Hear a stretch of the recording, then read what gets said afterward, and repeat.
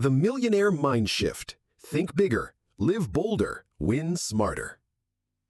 Introduction. Your mind is the first million. Welcome, my friend.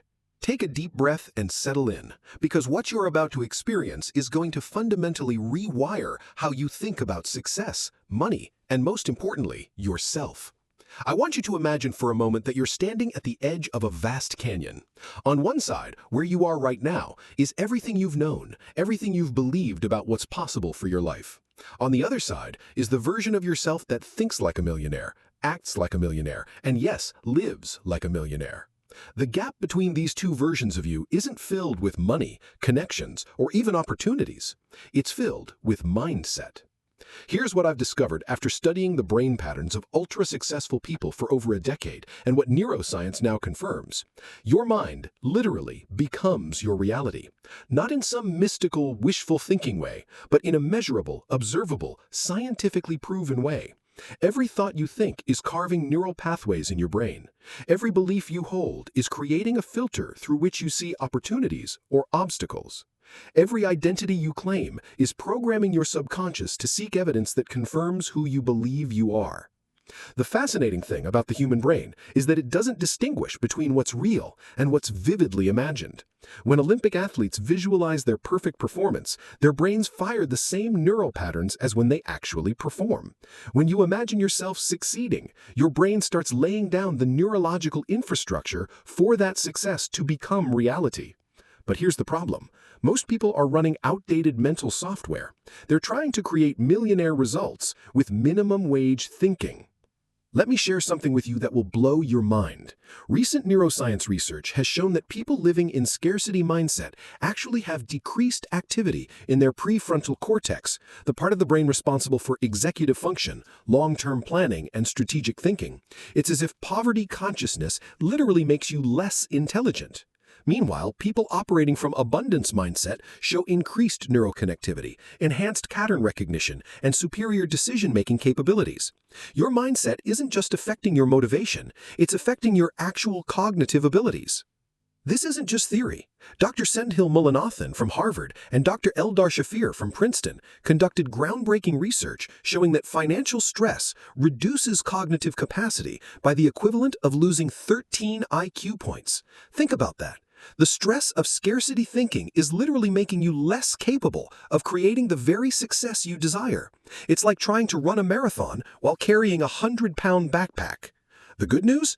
The moment you shift your mindset, that cognitive capacity comes flooding back. But here's what most people don't understand. Changing your mindset isn't about positive thinking or affirmations, though those can be useful tools. Real mindset transformation happens at the identity level. It's about rewiring the fundamental beliefs you hold about who you are and what you're capable of. It's about upgrading your mental operating system from scarcity to abundance, from limitation to possibility, from surviving to thriving. Throughout this audiobook, I'm going to be your guide on this transformation journey. I'm going to share with you the exact mental shifts, daily practices, and neural rewiring techniques that the most successful people use, often without even realizing it. We're going to dive deep into the psychology of millionaire thinking, the neuroscience of habit formation, and the practical strategies for implementing these insights in your daily life. You're not just going to learn about success, you're going to embody it. You're not just going to understand abundance, you're going to become it. By the time we're finished together, you won't just think differently about money and success, you'll think differently about yourself. And that, my friend, changes everything. So here's what this audiobook is going to do for you. First, we're going to identify and eliminate the hidden mental blocks that have been sabotaging your success, often without you even knowing it. These are the subconscious programs running in the background of your mind, telling you that you're not smart enough, not worthy enough, not capable enough to achieve extraordinary results.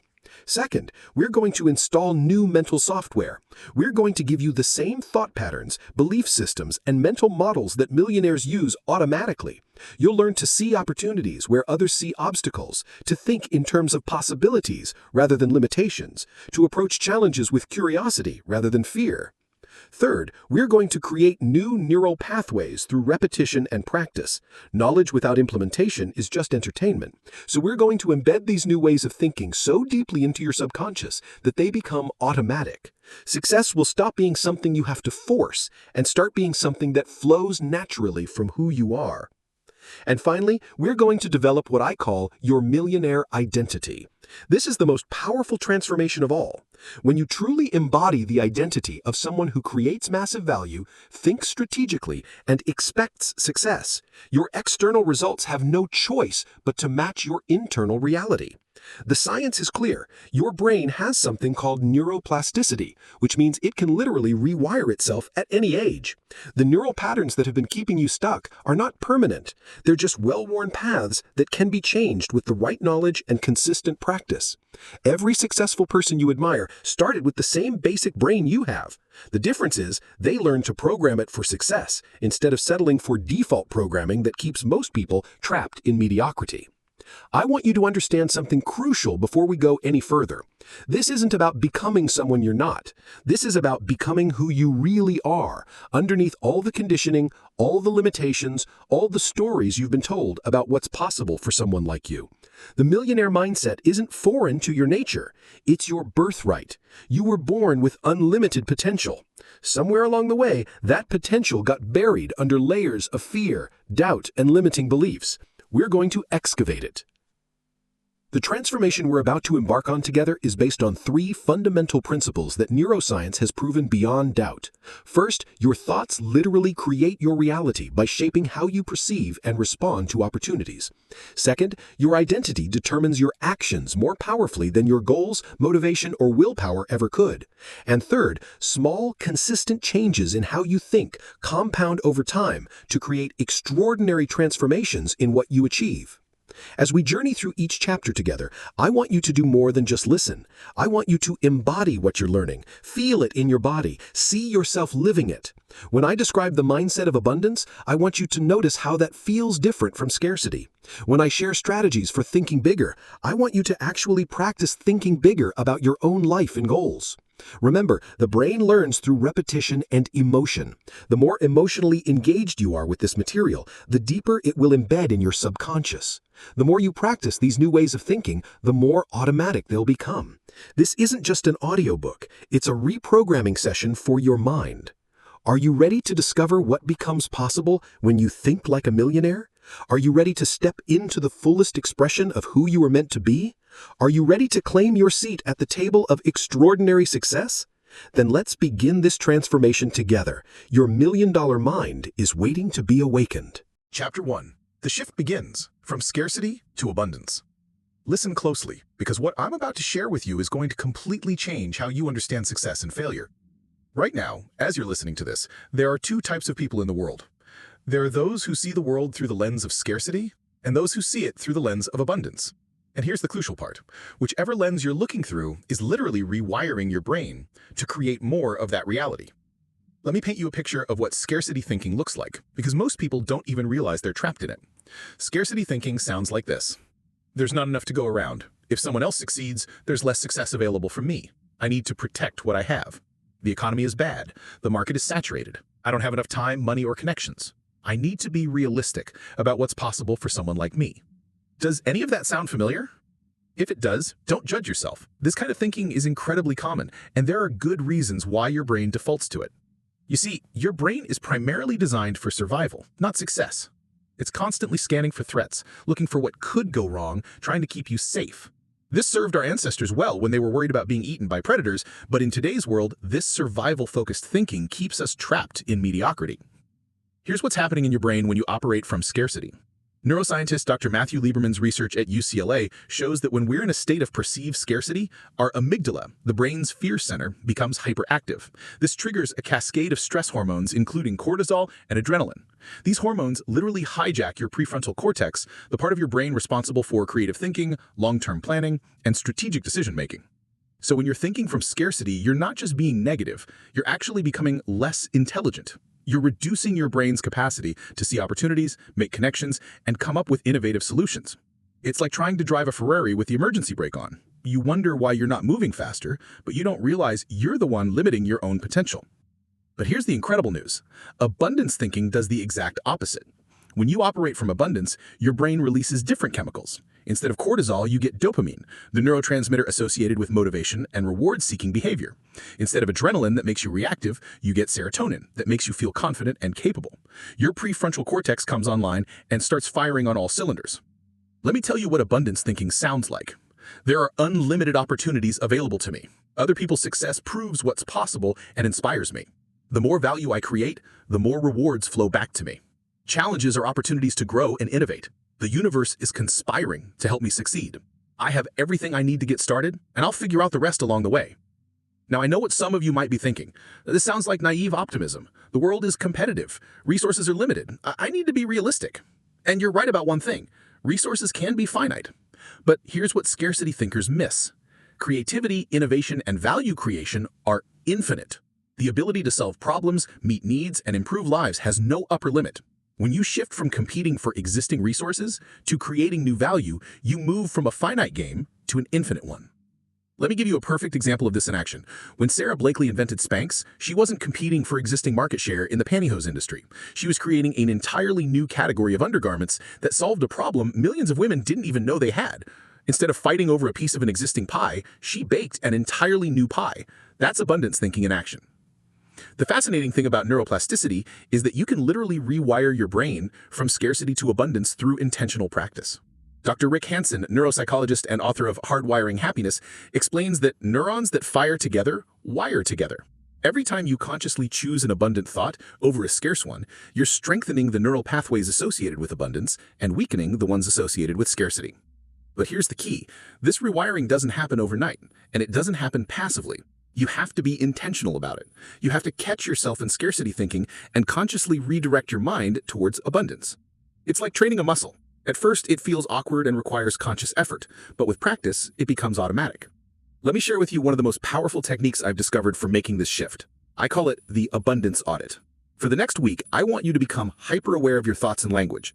Every time you catch yourself thinking or saying something that comes from scarcity, I want you to pause and reframe it from abundance.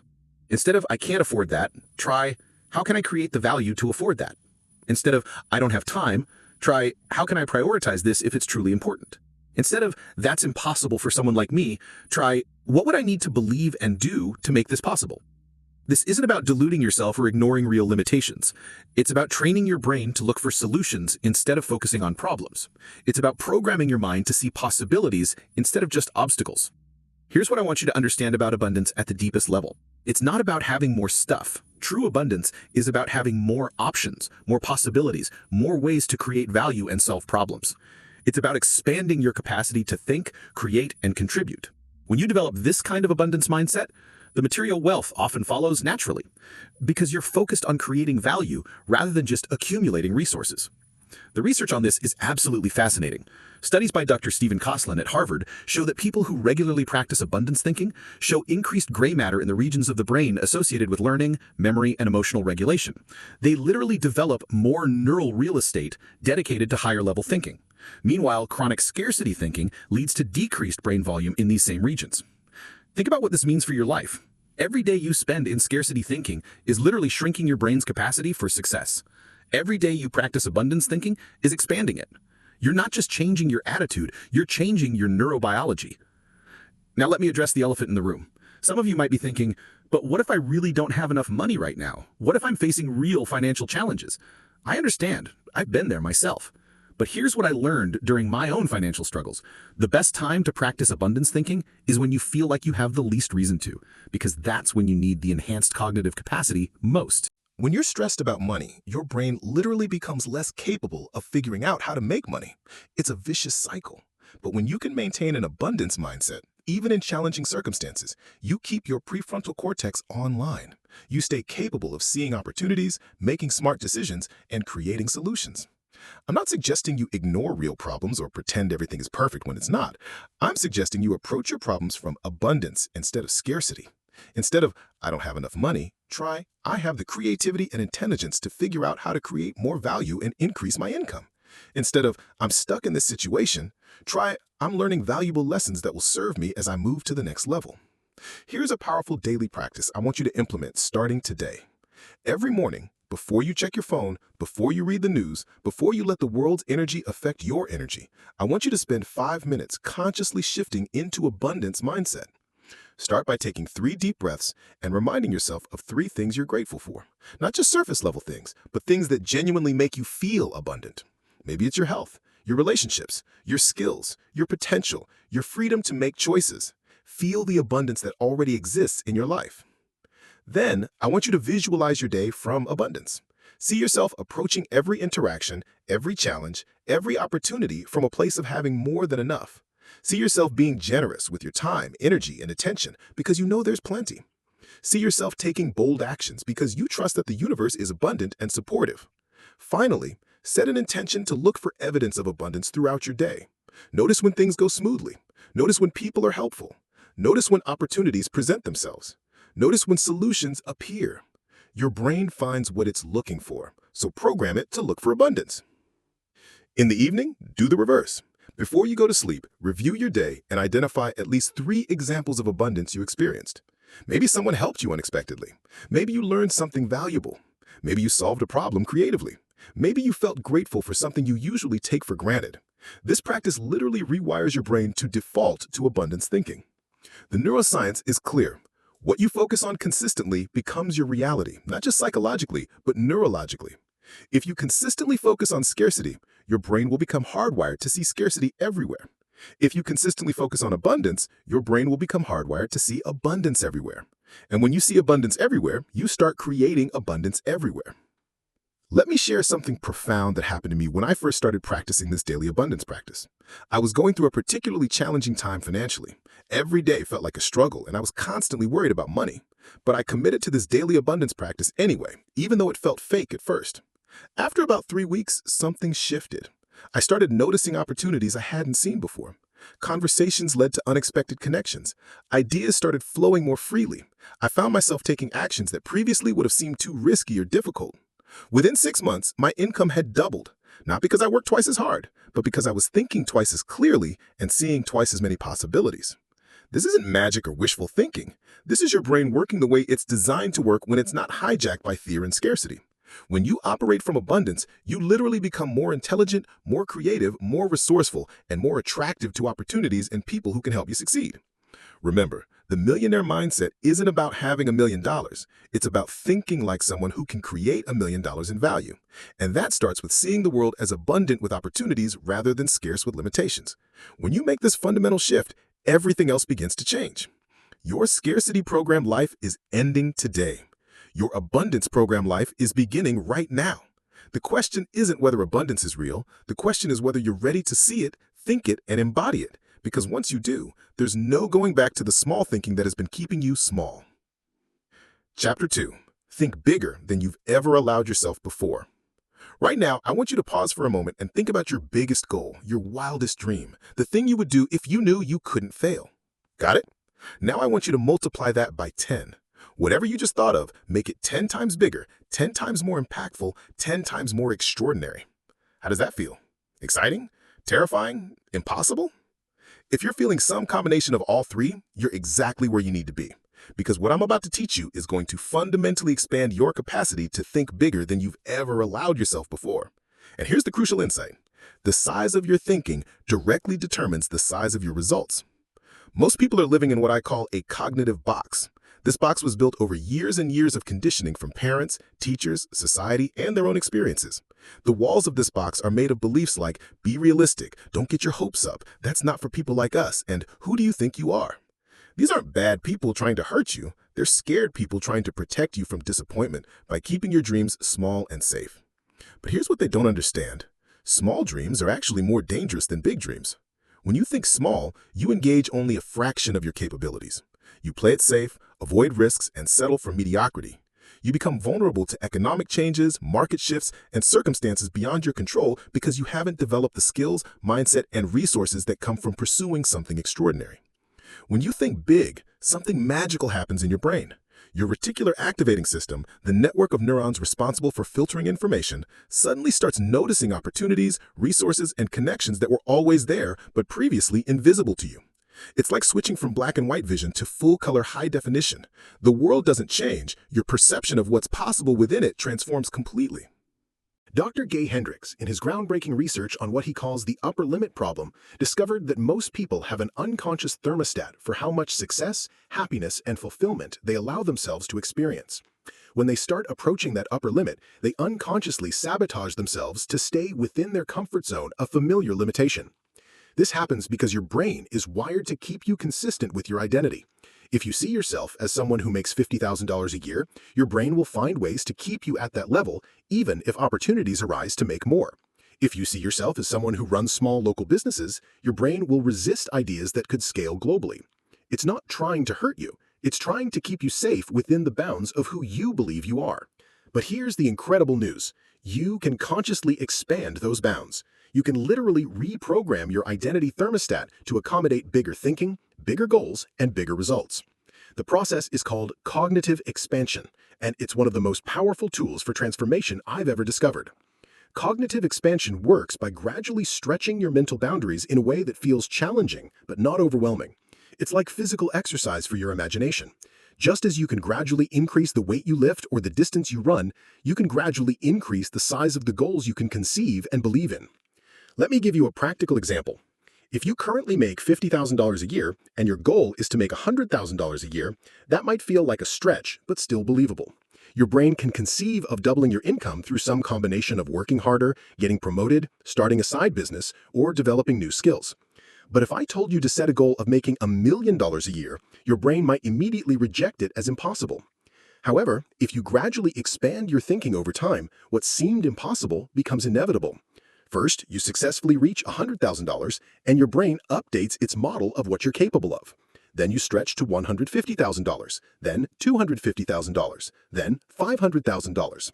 At each level, you're not just making more money, you're developing new skills, expanding your network, and proving to yourself that bigger results are possible.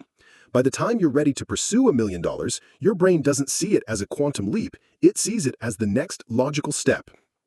This is exactly how every extraordinary achiever thinks. They don't start with impossible goals, they start with improbable ones, and systematically expand their capacity to achieve bigger and bigger outcomes. Walt Disney didn't wake up one day and decide to build a global entertainment empire. He started with a small animation studio and kept expanding his vision as his capacity grew. The key to successful cognitive expansion is what psychologists call optimal challenge.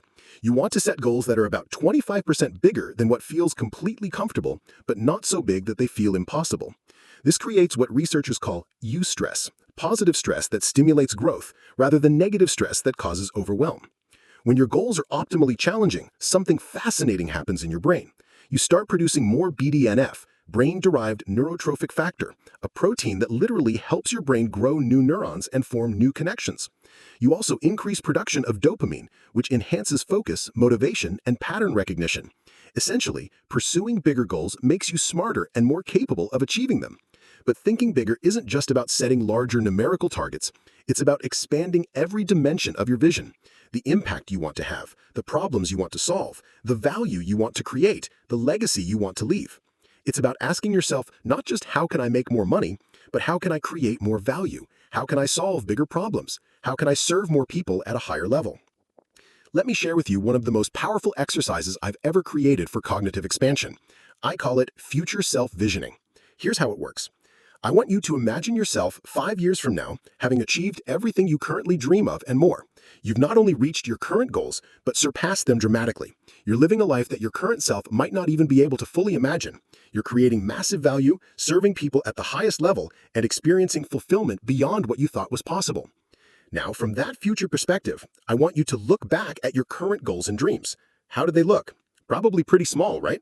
That's not to diminish them. That's to show you how much bigger you're capable of thinking. Your future self isn't impressed by your current goals because they've already achieved something much greater. Now, here's the crucial part. I want you to reverse engineer that future success. What beliefs would that version of you hold? How would they approach challenges? What would their daily habits look like? What would be important to them? What would they say no to? What would they say yes to? This exercise works because it bypasses your current limitations by imagining from a place where those limitations no longer exist. You're not trying to figure out how to get from here to there. You're remembering how you got from there to here, looking backward from a place of already having succeeded. The neuroscience behind this is remarkable. When you vividly imagine a future scenario, your brain creates neural pathways as if that experience were real. These pathways then influence your decision-making, attention, and behavior in ways that make that future more likely to manifest. You're literally programming your brain for bigger success by thinking about it in detail. But let me address a common concern. What if I think too big and set myself up for disappointment? This is where most people get stuck. They're more afraid of failing at something big than they are of succeeding at something small. But here's what I've learned. If you aim for the moon and miss, you still land among the stars. If you aim for the ceiling and hit it, you're stuck in a very small room. Failure at something big teaches you more, develops you more, and positions you better for future success than success at something small ever could. When you pursue extraordinary goals, even if you fall short, you develop extraordinary capabilities. When you pursue ordinary goals and achieve them, you develop ordinary capabilities. Think about it this way. If you set a goal to increase your income by 10% and you achieve it, you've proven you can make incremental improvements. If you set a goal to increase your income by 300% and you only achieve a 200% increase, you've still tripled your income while developing the mindset, skills, and systems for extraordinary growth. The most successful people I know all share one common characteristic. They consistently set goals that make other people uncomfortable. Not because they want to show off, but because they understand that extraordinary results require extraordinary thinking. They know that if their goals don't scare them a little, they're probably not big enough to pull them forward into their highest potential. Here's another powerful technique for expanding your thinking. I call it problem scaling. Instead of asking, how can I solve my problems? Ask, how can I solve problems for millions of people? Instead of, how can I make enough money for myself? Ask, how can I create massive value that generates wealth for many people? Instead of, how can I be successful? Ask, how can I contribute to the success of countless others? When you scale your problems up, you automatically scale your thinking up. And when you scale your thinking up, you scale your capacity up. This isn't just about altruism, although serving others is incredibly fulfilling. It's about recognizing that the biggest rewards go to those who solve the biggest problems and create the most value. Amazon didn't become one of the world's most valuable companies by solving small problems for a few people. They became extraordinary by solving massive problems for millions of people. Tesla didn't revolutionize transportation by making small improvements to existing cars. They reimagined what transportation could be and pursued that extraordinary vision. Every billion-dollar company, every world-changing innovation, every extraordinary achievement started with someone willing to think bigger than everyone around them thought was reasonable. They didn't have special talents or advantages. They had expanded thinking that allowed them to see and pursue possibilities that others couldn't even imagine. Now, I want to give you a practical framework for implementing bigger thinking in your daily life. I call it the 10x planning method. Here's how it works. First, take your current biggest goal and multiply it by 10. If you want to make $100,000 this year, consider what it would take to make $1 million. If you want to reach 1,000 customers, think about reaching 10,000. If you want to lose 20 pounds, imagine transforming your entire relationship with health and fitness. Second, don't ask, how can I achieve this? Ask, who would I need to become to achieve this? What beliefs, habits, skills, relationships, and systems would that version of you have? Focus on identity transformation rather than just strategy. Third, work backward from that 10x goal to identify the key milestones, capabilities, and breakthroughs you need to develop along the way. This creates a roadmap for systematic growth rather than a fantasy wish list. Fourth, start taking actions consistent with that bigger identity today. You don't have to wait until you feel ready or have it all figured out. Start being the person who would achieve that 10x goal and let your results catch up to your identity. The beautiful thing about this process is that even if you never reach the full 10x goal, you'll still achieve far more than if you had stuck with small thinking.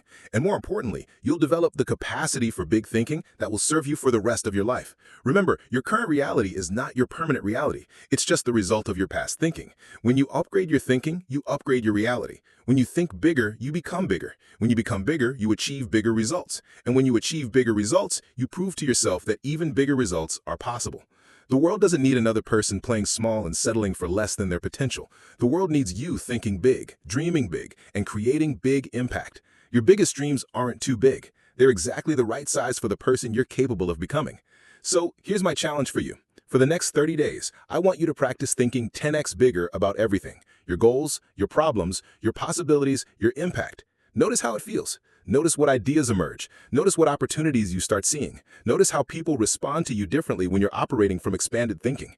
The only limits that truly exist are the ones in your mind, and those limits can be expanded infinitely. The question isn't whether you're capable of extraordinary things. The question is whether you're willing to think extraordinarily enough to discover what you're truly capable of. Your expanded life is waiting for your expanded thinking to catch up. Chapter 3. Break the comfort addiction. I need to tell you something that might make you uncomfortable, and that's exactly the point. You are addicted to comfort, and that addiction is killing your potential. Not literally, but it's slowly suffocating the extraordinary life you were meant to live. Every day you choose comfort over growth, you're choosing a smaller version of yourself over the expanded version that's trying to emerge. Now, before you get defensive, let me be clear. There's nothing wrong with comfort itself. Comfort is a beautiful reward for hard work, a necessary break between periods of growth, a place to rest and recharge. The problem isn't comfort. The problem is comfort addiction. The problem is when comfort becomes your primary decision-making criteria, when avoiding discomfort becomes more important than pursuing growth. Here's what comfort addiction looks like. You stay in jobs that underutilize your talents because they're predictable. You avoid conversations that could open new opportunities because they might be awkward. You don't pursue your big dreams because the path is uncertain.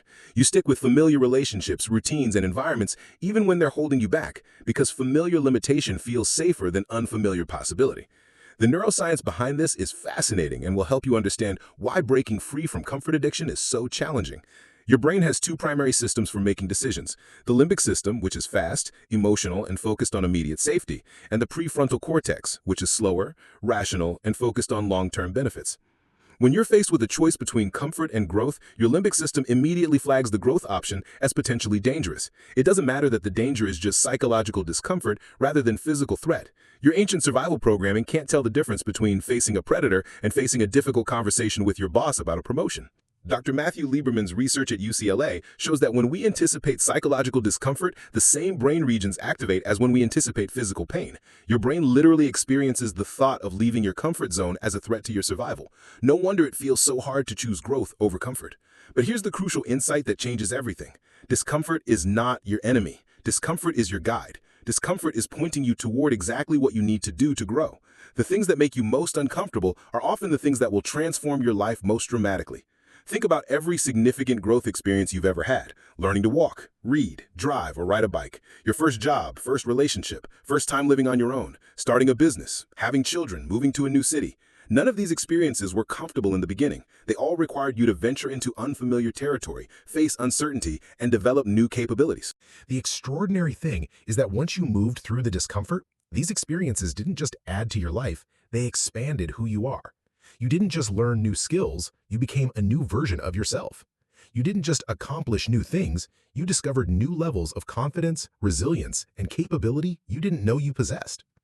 This is what I call the discomfort growth cycle. Every time you voluntarily face discomfort, you literally rewire your brain. You strengthen your prefrontal cortex's ability to override limbic system fear responses. You increase your production of BDNF, brain-derived neurotrophic factor, which helps your brain form new neural connections. You boost your resilience, confidence, and capacity for handling increasingly challenging situations.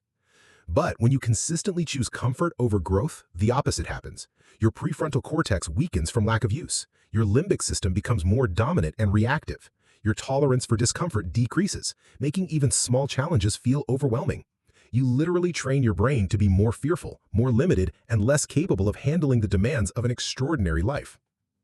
The most successful people I've studied all share one crucial characteristic. They've developed what I call discomfort tolerance. They don't enjoy discomfort more than anyone else, but they've learned to see it differently. Instead of viewing discomfort as a signal to stop, they view it as a signal that they're growing. Instead of seeing it as punishment, they see it as the price of admission to their next level. Let me share a story that illustrates this perfectly. When Sarah Blakely was starting Spanx, she had to cold call hosiery mills to find someone who would manufacture her product. She was terrified of rejection and had no experience in manufacturing or business development.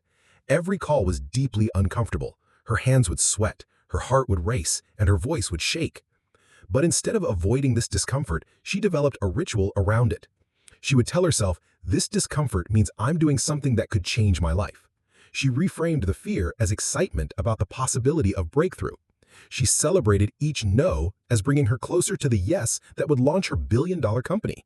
This is the mindset shift that changes everything. Instead of asking, how can I avoid discomfort? Start asking, how can I use discomfort as fuel for growth?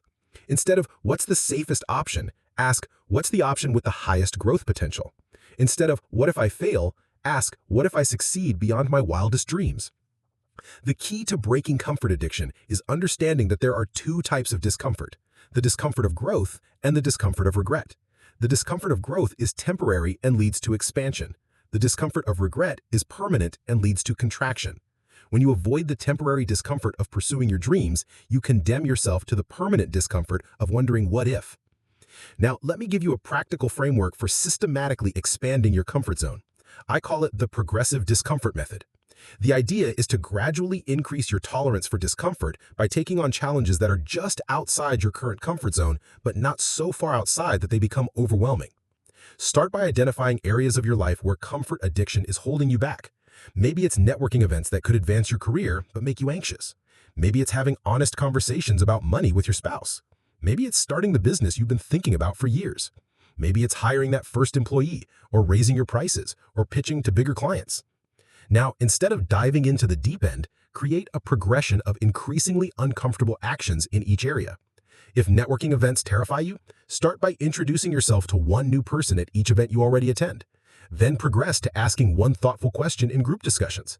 Then to scheduling one-on-one coffee meetings with interesting people you meet. Then to attending larger, more strategic events. The key is to stay in what researchers call the optimal anxiety zone. This is the sweet spot where you're challenged enough to grow, but not so overwhelmed that you shut down. Each successful navigation of mild discomfort increases your capacity for handling greater discomfort. Here's a powerful technique I learned from Navy SEALs that will revolutionize how you handle discomfort: the embrace the suck mentality. Instead of trying to minimize or escape discomfort, you learn to welcome it. You say to yourself, this is exactly where I need to be. This discomfort means I'm growing. I can handle this, and I'm becoming stronger because of it. When you embrace discomfort instead of resisting it, something magical happens. The discomfort doesn't necessarily become pleasant, but it becomes purposeful. It transforms from something happening to you into something you're using for your benefit. You move from victim of discomfort to master of your growth process. There's also a biochemical component to this that's crucial to understand. When you face challenges voluntarily, your brain releases a cocktail of chemicals including dopamine, noradrenaline, and endorphins. This creates what researchers call eustress, positive stress, that enhances performance and well-being. But when you avoid challenges, you miss out on these natural performance enhancers and instead experience the negative stress of stagnation and regret. Let me share one of the most powerful exercises I've ever created for breaking comfort addiction. I call it the Daily Discomfort Challenge. Every day, commit to doing one thing that makes you slightly uncomfortable but moves you towards your goals. It doesn't have to be huge, it just has to be genuine growth-oriented discomfort. Maybe it's making that phone call you've been putting off. Maybe it's speaking up in a meeting where you usually stay quiet.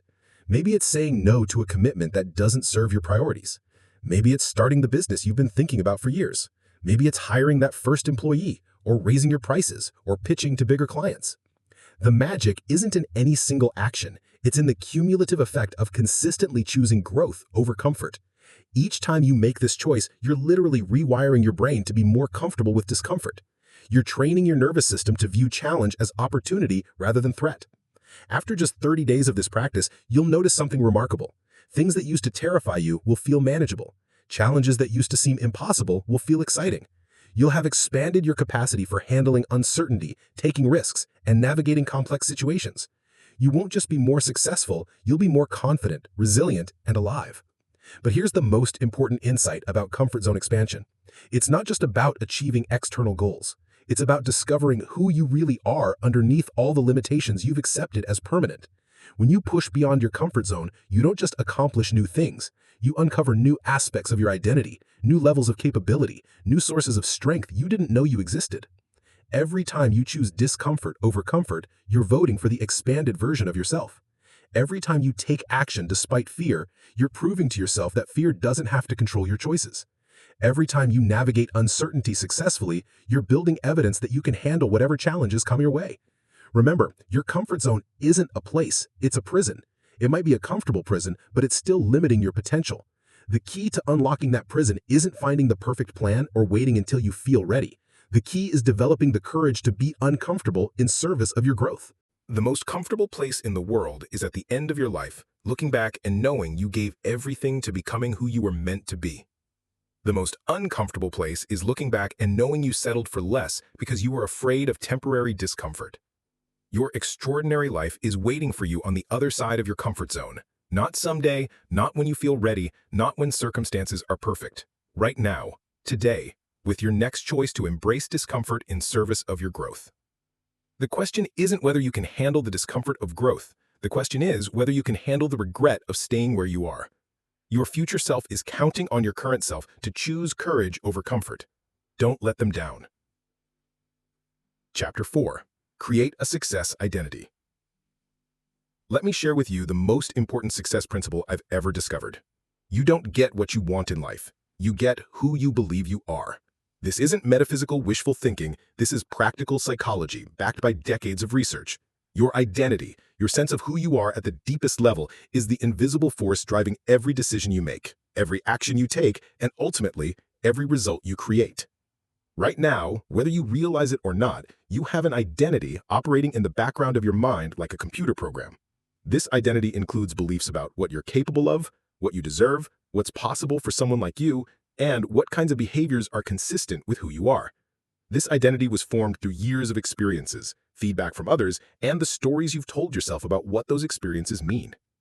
The problem is that most people have an identity that was programmed by other people and circumstances, rather than consciously designed by them. You might see yourself as not a business person because you didn't go to business school. You might see yourself as not naturally confident because you were shy as a child.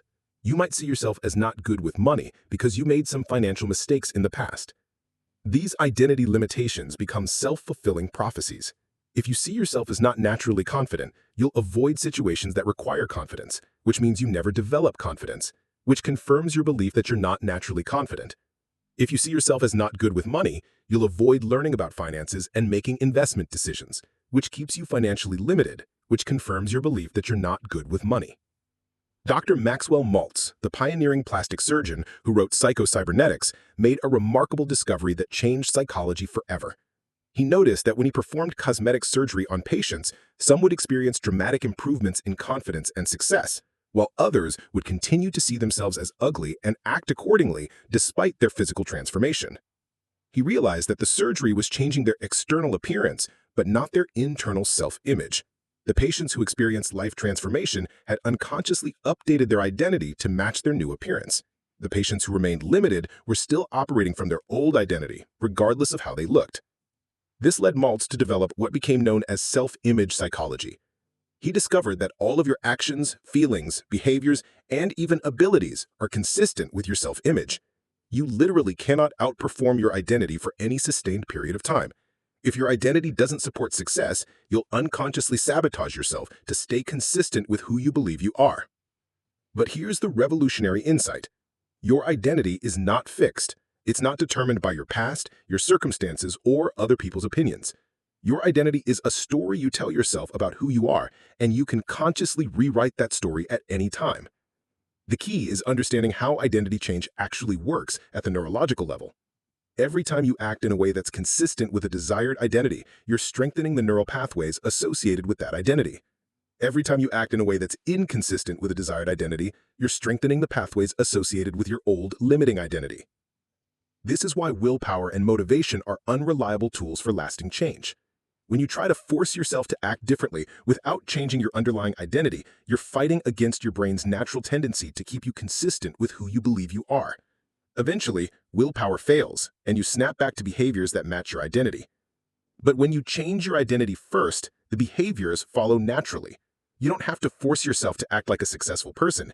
You act like a successful person because that's who you are. You don't have to push yourself to make better financial decisions. You make better financial decisions because you're someone who is excellent with money. Let me give you a perfect example of this from James Clear's research on identity-based habit change. If someone wants to quit smoking and you ask them to smoke a cigarette, they might say, "No thanks, I'm trying to quit."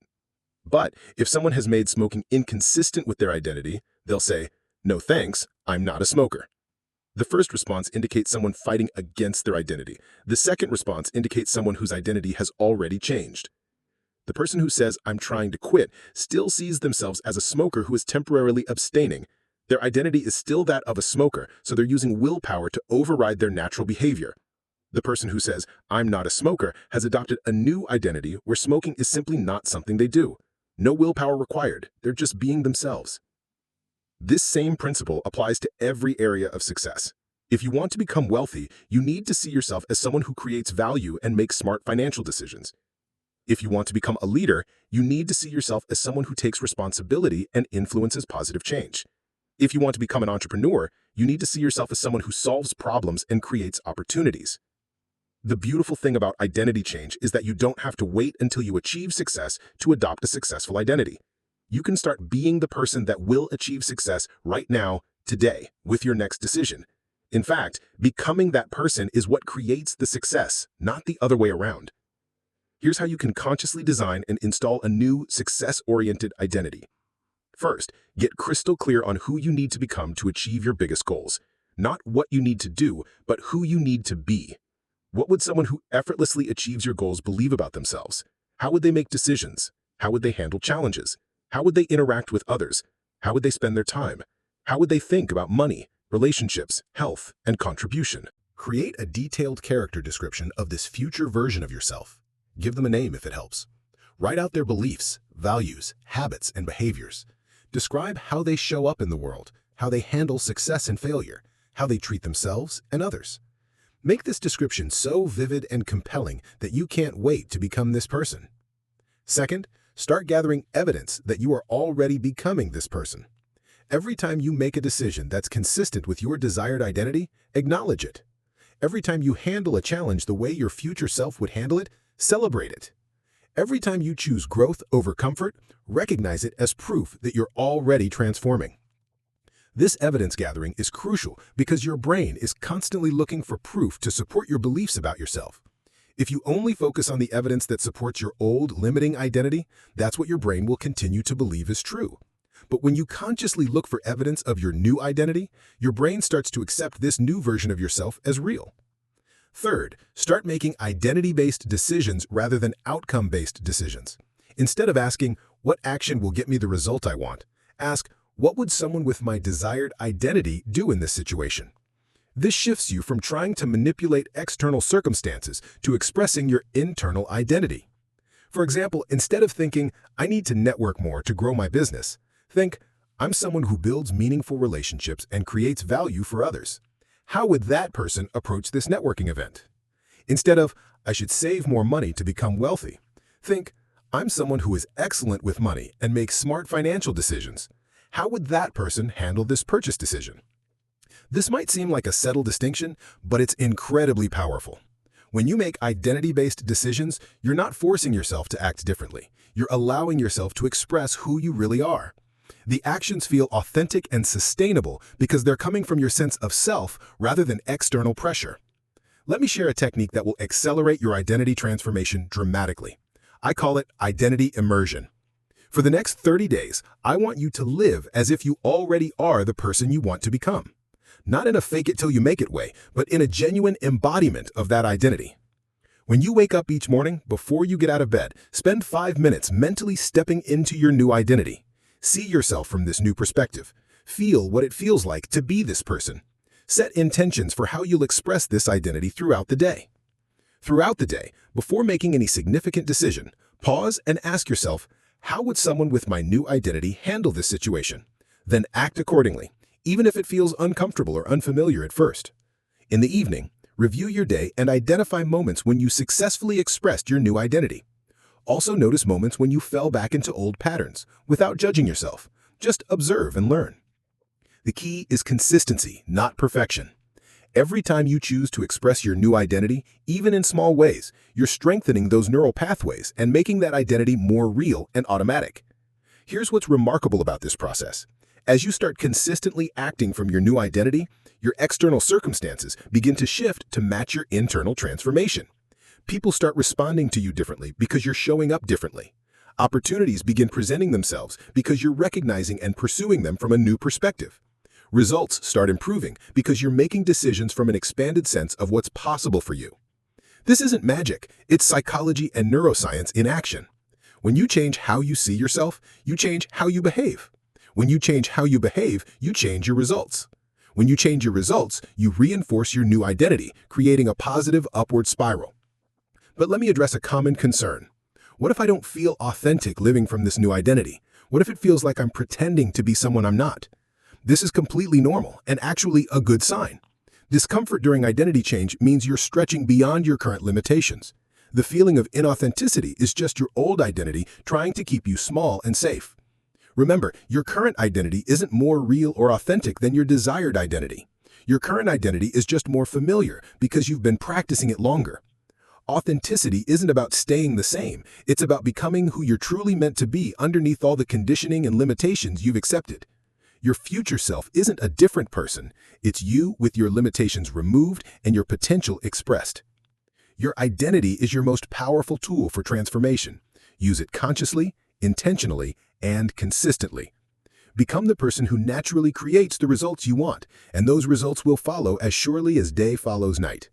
Your success identity is waiting to be activated. The only question is, are you ready to become who you are always meant to be? Chapter 5. Daily Rituals of Millionaire Minds. What if I told you that the difference between millionaire-level success and mediocrity could be found in the first hour of your day? What if I told you that the most successful people in the world all follow remarkably similar daily rituals, and that these rituals are literally rewiring their brains for success while most people are still hitting the snooze button? The truth is, success isn't created in moments of inspiration or during major decisions. Success is created in the compound effect of thousands of small, daily choices. And the most important of these choices happen in the rituals that bookend your day, how you start your morning and how you end your evening. Your daily rituals are like the operating system of your life. They run in the background, largely unconsciously, but they determine how every other program functions. When you have powerful morning and evening rituals, you're programming your mind for success every day. When you have weak or inconsistent rituals, you're programming your mind for mediocrity. Let me share with you the neuroscience behind why rituals are so powerful. When you perform the same sequence of actions consistently, your brain creates what researchers call chunking. This is where individual actions become automatic sequences that require minimal conscious attention. This frees up cognitive resources for higher-level thinking and decision-making. But here's what most people don't understand. The specific actions in your rituals are less important than the neurochemical states they create. The most successful people use their morning rituals to generate what I call the success state, a combination of clarity, confidence, energy, and optimism that primes their brain for peak performance throughout the day. Dr. Andrew Huberman's research at Stanford has shown that certain morning practices can increase dopamine levels by up to 250%. Dopamine isn't just about pleasure, it's the neurotransmitter of motivation, focus, and goal-directed behavior. When you start your day with elevated dopamine, you literally enhance your brain's capacity for achievement. Meanwhile, your evening rituals serve a different but equally important purpose. They help you process the day's experiences, reinforce positive neural pathways, and prepare your brain for restorative sleep that consolidates learning and memory. Evening rituals are where you program your subconscious mind with the thoughts, images, and intentions that will influence your behavior the next day. Let me walk you through what I call the Millionaire Morning Method. This isn't just a routine, it's a systematic approach to priming your brain for success every single day. The first element is what I call winning the first hour. Most people lose the first hour of their day to reactive behaviors, checking their phone, reading the news, scrolling social media, or immediately diving into emails. This programs their brain to be reactive rather than proactive, scattered rather than focused, influenced by others' agendas rather than driven by their own purpose. Instead, successful people protect their first hour like it's the most valuable real estate in the world, because it is. They use this time to set their mental and emotional state for the entire day. They fill their mind with positivity, clarity, and intention before allowing any external input to influence their thinking. Here's the specific sequence I recommend. Start with what I call gratitude priming.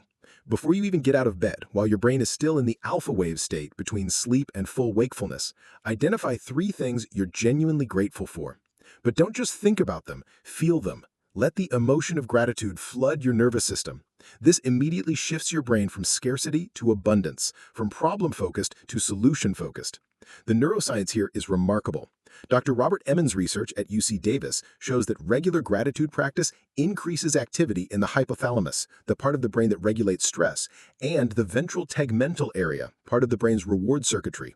Gratitude literally rewires your brain to be happier, more optimistic, and more resilient.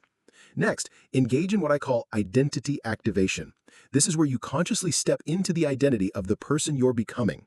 Spend 5 minutes visualizing yourself as the successful person you're meant to be. See yourself making decisions from this identity, handling challenges with confidence, creating value effortlessly. Feel what it feels like to be this person. This primes your brain to act from this elevated identity throughout the day. Then move into intention setting. Get crystal clear on what you want to accomplish today and why it matters. But don't just create a to-do list, create a vision of the day that excites and motivates you. See yourself completing important tasks with excellence, having meaningful interactions, making progress toward your biggest goals. This activates your reticular activating system to notice opportunities and resources that support your intentions. After this mental preparation, engage your body with energy activation. This could be exercise, yoga, stretching, or even just dynamic breathing. The key is to get your blood flowing and your energy elevated. Physical movement increases BDNF, brain-derived neurotropic factor, which literally helps your brain grow new neurons and form new connections. You're not just waking up your body, you're upgrading your brain's capacity for learning and performance. Finally, engage in what I call input optimization. Instead of filling your mind with news, social media, or other people's problems, feed your brain with content that supports your growth and goals. This could be reading personal development books, listening to educational podcasts, reviewing your goals, or studying your industry. You're programming your mind with information that moves you towards success rather than information that creates stress and distraction. Now let me share the Millionaire Evening Method. While morning rituals prime you for success, evening rituals consolidate that success and prepare you for even greater achievement tomorrow. The first element is day review. This isn't about judging yourself or feeling guilty about what you didn't accomplish. It's about consciously processing the day's experiences to extract maximum learning and growth. Ask yourself, what went well today? What did I learn? How did I grow? What evidence did I gather that I'm becoming the person I want to be? This review process is crucial because it helps your brain identify patterns of success that can be repeated and refined. It also builds what psychologists call self-efficacy, your belief in your ability to handle challenges and achieve goals. Next, engage in gratitude amplification. Just as you started the day with gratitude, end it the same way. But evening gratitude is different from morning gratitude. In the evening, you're specifically grateful for opportunities to grow, progress you made, people who supported you, and experiences that moved you forward. This reinforces positive neural pathways and programs your subconscious to look for more experiences to be grateful for. Then, practice success visualization. This is where you vividly imagine tomorrow going exactly as you want it to go. See yourself waking up energized and excited. See yourself handling challenges with wisdom and confidence. See yourself making progress on your most important goals. See yourself ending tomorrow feeling accomplished and fulfilled. This technique works because your brain processes vividly imagined experiences almost as if they were real. When you visualize success before it happens, you're creating neural pathways that make that success more likely to occur. You're literally programming your subconscious mind to guide you toward the outcomes you desire. Here's what's remarkable about implementing these morning and evening rituals. The benefits compound over time. Each day you're slightly more motivated, focused, confident, and optimized than the day before. These small improvements accumulate into dramatic transformations over weeks and months. But let me address the most common objection. I don't have time for elaborate morning and evening routines. Here's the truth. You don't need hours to create powerful rituals. Even 15 minutes in the morning and 15 minutes in the evening can be transformational if you're consistent and intentional. The key is to start small and build gradually. Maybe you begin with just 5 minutes of gratitude and visualization in the morning and 5 minutes of review and planning in the evening. As these become habitual, you can add other elements. The most important thing is consistency, not duration. Remember, every successful person I've studied has some version of these rituals, whether they call them rituals or not. They protect their mental and emotional state. They consciously program their mind for success. They use their daily routines to reinforce their identity as a high achiever rather than leaving their mindset to chance. Your rituals are your daily vote for the person you're becoming. Every morning, you choose excellence over mediocrity, you're voting for your success. Every evening, you choose growth over entertainment. You're investing in your future. These votes compound over time to create extraordinary results. The question isn't whether you have time for success rituals. The question is whether you can afford not to have them. Every day you start reactively and end unconsciously is a day you're programming your mind for average results. Every day you start intentionally and end purposefully is a day you're programming your mind for exceptional results. Your millionaire mind is built one morning and one evening at a time. Start tomorrow morning. Your future self will thank you for the investment you make today in the rituals that create success. Chapter 6. Upgrade your circle. Influence, energy, and momentum. There's an old saying that you're the average of the 5 people you spend the most time with, but I want to take this much deeper. It's not just that you become like the people around you, it's that the people around you literally reshape your brain, influence your decisions, and determine what you believe is possible for your life. The quality of your circle doesn't just affect your network, it affects your net worth, your mindset, your habits, and ultimately, your destiny. The neuroscience behind this is absolutely fascinating. Human beings have something called mirror neurons, specialized brain cells that fire both when we perform an action and when we observe others performing the same action. These neurons were originally discovered in monkeys, but subsequent research has shown they play a crucial role in human learning, empathy, and social behavior. Here's what this means practically. When you spend time with people who think big, take risks, and pursue excellence, your mirror neurons are literally practicing these behaviors. Your brain is rehearsing success patterns even when you're just observing them in others. Conversely, when you spend time with people who complain, make excuses, and settle for mediocrity, your mirror neurons are practicing these limiting patterns. Dr. David McClelland's research at Harvard revealed something that will change how you think about relationships forever. He found that your reference group, the people you compare yourself to and identify with, has a greater impact on your success than your education, your family background, or even your natural talents. Your reference group literally becomes your reality group. This happens through what psychologists call social proof and social comparison. Your brain is constantly scanning your environment to determine what's normal, what's acceptable, and what's possible for your life. If everyone around you struggles financially, your brain learns that financial struggle is normal. If everyone around you avoids risks, your brain learns that risk avoidance is the smart approach. If everyone around you settles for less than their potential, your brain learns that settling is realistic. But when you upgrade your circle to include people who are achieving at higher levels, something magical happens. Your brain recalibrates its sense of what's normal and possible. What once seemed impossible starts to seem inevitable. What once felt like huge risks start to feel like reasonable next steps. What looked like unrealistic dreams start to look like achievable goals. Let me share a story that perfectly illustrates this principle. When Tim Ferriss was writing The 4-Hour Workweek, he was struggling to believe that the lifestyle he was describing was actually possible. Then he started spending time with entrepreneurs who had already created location-independent businesses and automated income streams. Being around these people didn't just give him tactical knowledge, it rewired his belief system about what was possible. He later said that the most valuable part of those relationships wasn't the specific advice he received, but the casual conversations where these entrepreneurs talked about their challenges and successes as if they were completely normal. His brain absorbed the reality that this lifestyle wasn't extraordinary. It was just a different way of thinking about work and life. This is what I call the proximity effect. When you get close to people operating at higher levels, you don't just learn their strategies, you absorb their energy, their confidence, their way of seeing opportunities and challenges. You start to embody their standards, their expectations, and their belief systems. But here's the crucial insight that most people miss. Upgrading your circle isn't just about finding successful people to learn from. It's about becoming the kind of person that successful people want to be around. High achievers are generous with their time and knowledge, but they're selective about who they invest in. They want to surround themselves with people who are curious, coachable, action-oriented, and committed to growth. So, how do you systematically upgrade your circle and attract higher-level relationships? Let me give you a framework I call the Circle Upgrade Strategy. First, conduct what I call a relationship audit. Take inventory of the people you spend the most time with, both personally and professionally. Ask yourself, are these people inspiring me to grow or enabling me to stay comfortable? Are they challenging me to think bigger or reinforcing my limitations? Are they creating positive energy or draining my energy? Are they pursuing excellence or settling for mediocrity? Third, master what I call value-first networking. Most people approach networking with a scarcity mindset. What can I get from this person?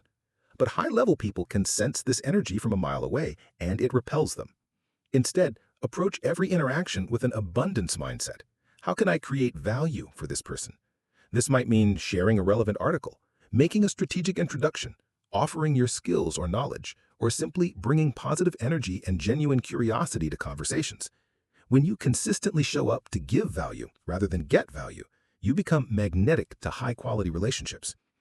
Let me share a technique that has worked incredibly well for building relationships with people who seem out of your league. I call it the apprentice approach. Instead of trying to position yourself as a peer when you're clearly not at their level yet, embrace the role of the eager student. Reach out with genuine curiosity about their expertise. Ask thoughtful questions about their industry, their challenges, their strategies. Share what you're working on and ask for their perspective. Most successful people love to mentor others because it allows them to give back and organize their own thinking. When you approach relationships from this humble, learning-oriented mindset, you become someone they want to invest in. But here's the crucial balance. While you're learning from people ahead of you, you also need to be teaching and mentoring people behind you. This serves multiple purposes. First, it reinforces your own learning and helps you crystallize your own knowledge. Second, it builds your reputation as someone who adds value to their community. Third, it creates a network of people who appreciate your contribution and want to support your success. I call this the mentorship bridge. You're simultaneously being mentored by people ahead of you and mentoring people behind you. This creates a dynamic flow of giving and receiving that accelerates your growth and expands your influence. Now, let's talk about one of the most powerful relationship upgrades you can make: joining or creating a mastermind group. A mastermind is a small group of like-minded individuals who meet regularly to support each other's success through accountability, brainstorming, and resource sharing.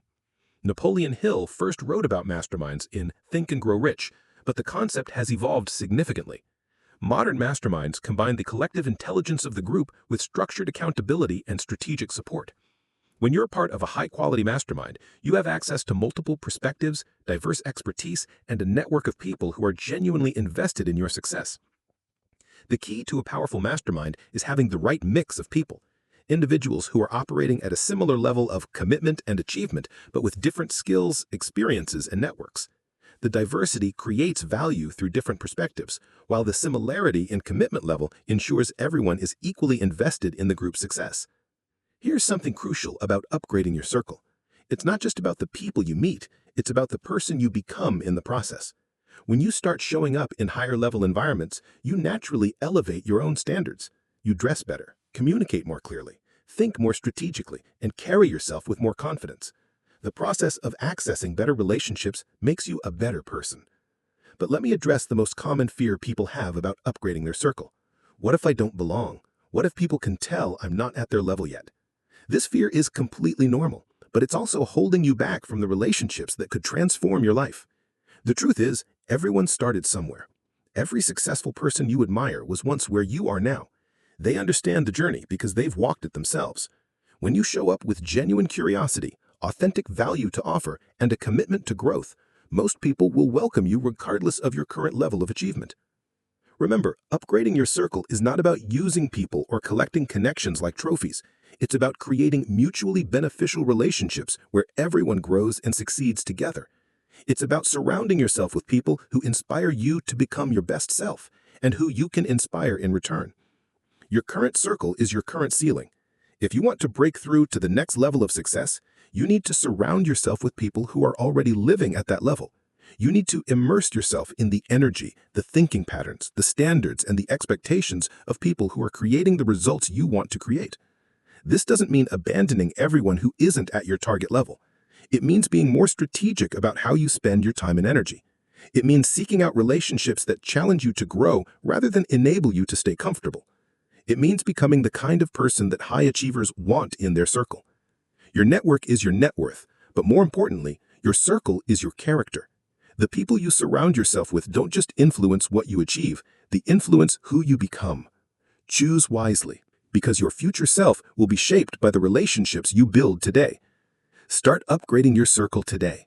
Identify one person you'd love to learn from and find a way to add value to their life. Join one community where your ideal peers are gathered. Reach out to one person who inspires you with genuine curiosity and appreciation. Your upgraded life is waiting on the other side of upgraded relationships. Chapter 7. Money as energy, not just math. I need to shatter a fundamental misconception that's keeping you trapped in financial limitation. Most people think money is about math, earning more, spending less, investing wisely, and managing budgets. While these tactical elements are important, they're not the deepest level of wealth creation. The deepest level is understanding money as energy, not just currency. When you see money only as numbers on a statement or bills in your wallet, you're operating from a mechanical view of wealth that will always keep you fighting for financial scraps. But when you understand money as energy, as a flow of value creation and exchange, as a representation of the problems you solve and the lives you improve, everything changes. You stop trying to get money and start learning to create value that naturally magnetizes money to you. Let me take you deep into what I call your money blueprint. This is the unconscious programming you carry about money, wealth, and what it means to have financial success. This blueprint was installed in your mind before you were old enough to consciously choose your beliefs about money. It came from watching your parents' relationship with money, absorbing your family's spoken and unspoken beliefs about wealth, and interpreting early experiences with financial stress or abundance. Dr. Brad Clontze's research on financial psychology has identified several common money scripts that run unconsciously in most people's minds. These include beliefs like, money is the root of all evil, rich people are greedy or dishonest, there's not enough to go around, money doesn't buy happiness, or wanting money is selfish. Even if you consciously reject these beliefs, they may still be operating in your subconscious and sabotaging your financial success. Here's what's fascinating. Your brain treats money the same way it treats any other form of energy or resource. If you have unconscious beliefs that money is bad, dangerous, or scarce, your brain will literally help you avoid or repel money to keep you safe from this perceived threat. You'll unconsciously make decisions that limit your income, avoid opportunities for wealth creation, or sabotage your success when it starts to exceed your comfort zone. But when you reprogram your money blueprint to see money as positive energy, as a tool for creating value and improving lives, your brain starts helping you attract and create wealth. You begin to notice opportunities you previously missed. You make decisions that naturally lead to increased income. You develop the confidence and skills needed to create and manage larger amounts of money. Let me share a story that illustrates this perfectly. I worked with an incredibly talented consultant who was struggling to break through $75,000 per year despite having skills and expertise that could easily command much higher fees. When we dug into her money blueprint, we discovered she had unconscious beliefs that charging high fees would make her greedy and that people with money were somehow less spiritual or authentic. These beliefs were causing her to undercharge for her services, avoid marketing to higher income clients, and feel guilty whenever she did make good money. Her brain was literally sabotaging her financial success to keep her consistent with her unconscious beliefs about money and wealth. We worked on reframing her relationship with money.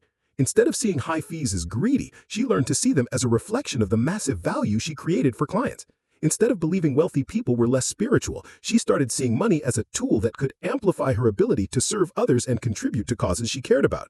Within 6 months, her income had tripled, not because she learned new business strategies, but because she rewired her relationship with money from scarcity and guilt to abundance and purpose. When her money blueprint supported wealth creation, her external results automatically shifted to match her internal transformation. This brings us to one of the most important concepts in wealth psychology, the difference between getting money and creating value. Most people focus on getting money through jobs, investments, or business deals, but wealthy people focus on creating value through solving problems, serving others, and improving systems. They understand that money is simply the byproduct of value creation, not the primary goal. When you shift from trying to get money to focusing on creating value, everything changes. Instead of asking, how can I make more money, you start asking, how can I create more value? What problems can I solve? How can I serve people at a higher level? What needs exist that I could fulfill? This shift automatically expands your thinking, increases your creativity, and opens up unlimited possibilities for wealth creation. This is what I call the value-first formula. Instead of money being your primary focus, value creation becomes your primary focus, and money is the natural result. This formula works because it aligns with how wealth actually flows in the world. Money flows toward value. The more value you create, the more money flows toward you. But here's the crucial insight. Value isn't just about the tangible benefits you provide. It's also about the energy you bring to your work, your relationships, and your contributions. People can feel the difference between someone who's just trying to make money and someone who's genuinely passionate about creating value and serving others. When you operate from genuine value creation, you develop what I call wealth magnetism. This is an energetic quality that makes people want to do business with you, refer others to you, and support your success. You become someone that opportunities seem to find rather than someone who has to chase opportunities. Let me give you a practical framework for developing this wealth magnetism. I call it the energy alignment process.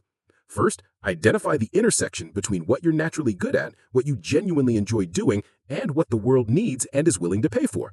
This intersection is where you can create the most value with the least effort and the greatest fulfillment. Second, focus on developing mastery in this area, not just competence, but true mastery. When you become exceptionally good at something valuable, people naturally want to pay premium prices for your expertise. Mastery creates scarcity, and scarcity creates value. Third, approach your work with what I call service energy. This means being genuinely focused on helping others succeed, solving their problems, and improving their lives. When people feel that you're truly invested in their success, they become eager to invest in yours. Fourth, maintain what I call abundance energy. This means operating from a belief that there's more than enough success, money, and opportunities for everyone. When you're not desperate or needy, when you're confident in your ability to create value, people are naturally drawn to work with you. Now, let's address one of the biggest blocks to wealth creation, the guilt and shame many people feel about wanting money. This often comes from religious or cultural programming that positions money as somehow unspiritual or selfish. But this programming is based on a fundamental misunderstanding of what money actually is. Money is neutral. It's simply a tool, like a hammer or a computer. The morality isn't in the tool, it's in how you use it. Money in the hands of generous, purpose-driven people creates tremendous good in the world. Money in the hands of selfish, destructive people can cause harm. But the problem isn't the money, it's the character of the person using it. When you have more money, you have more choices. You can be more generous, support more causes, create more jobs, and contribute more to your community. You can provide better for your family, invest in your health and education, and pursue meaningful experiences. You can also handle unexpected challenges without stress and take advantage of opportunities without constraint. Wanting financial abundance isn't selfish, it's strategic. It's recognizing that money is a tool that can amplify your ability to create positive impact in the world. The question isn't whether you should want money, the question is what you'll do with it once you have it. Here's a powerful reframe that has transformed the relationship with money for thousands of people I've worked with. Instead of seeing money as something you get for yourself, see it as something that flows through you to create value for others. You become a conduit for financial energy rather than a destination for it.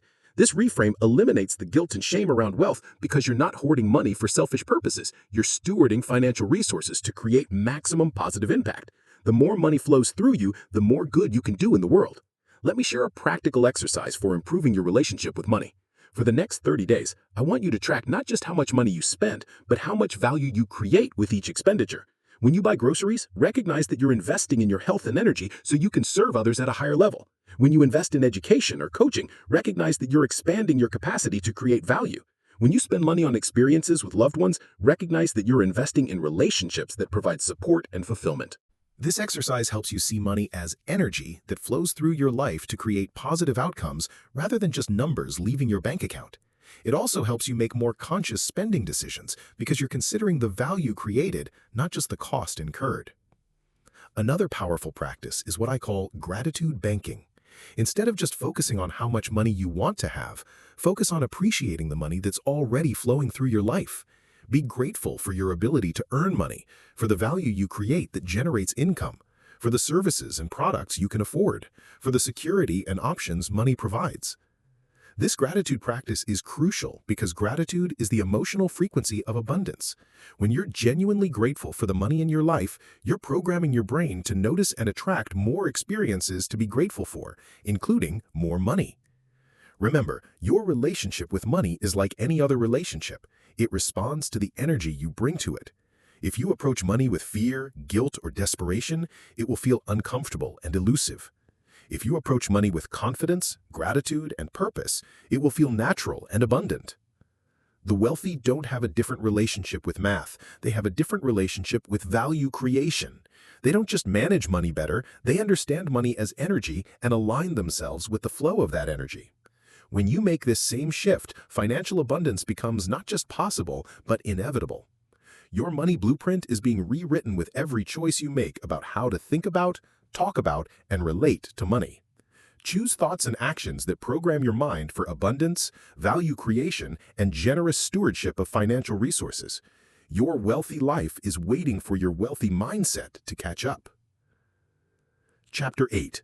Fail like a millionaire.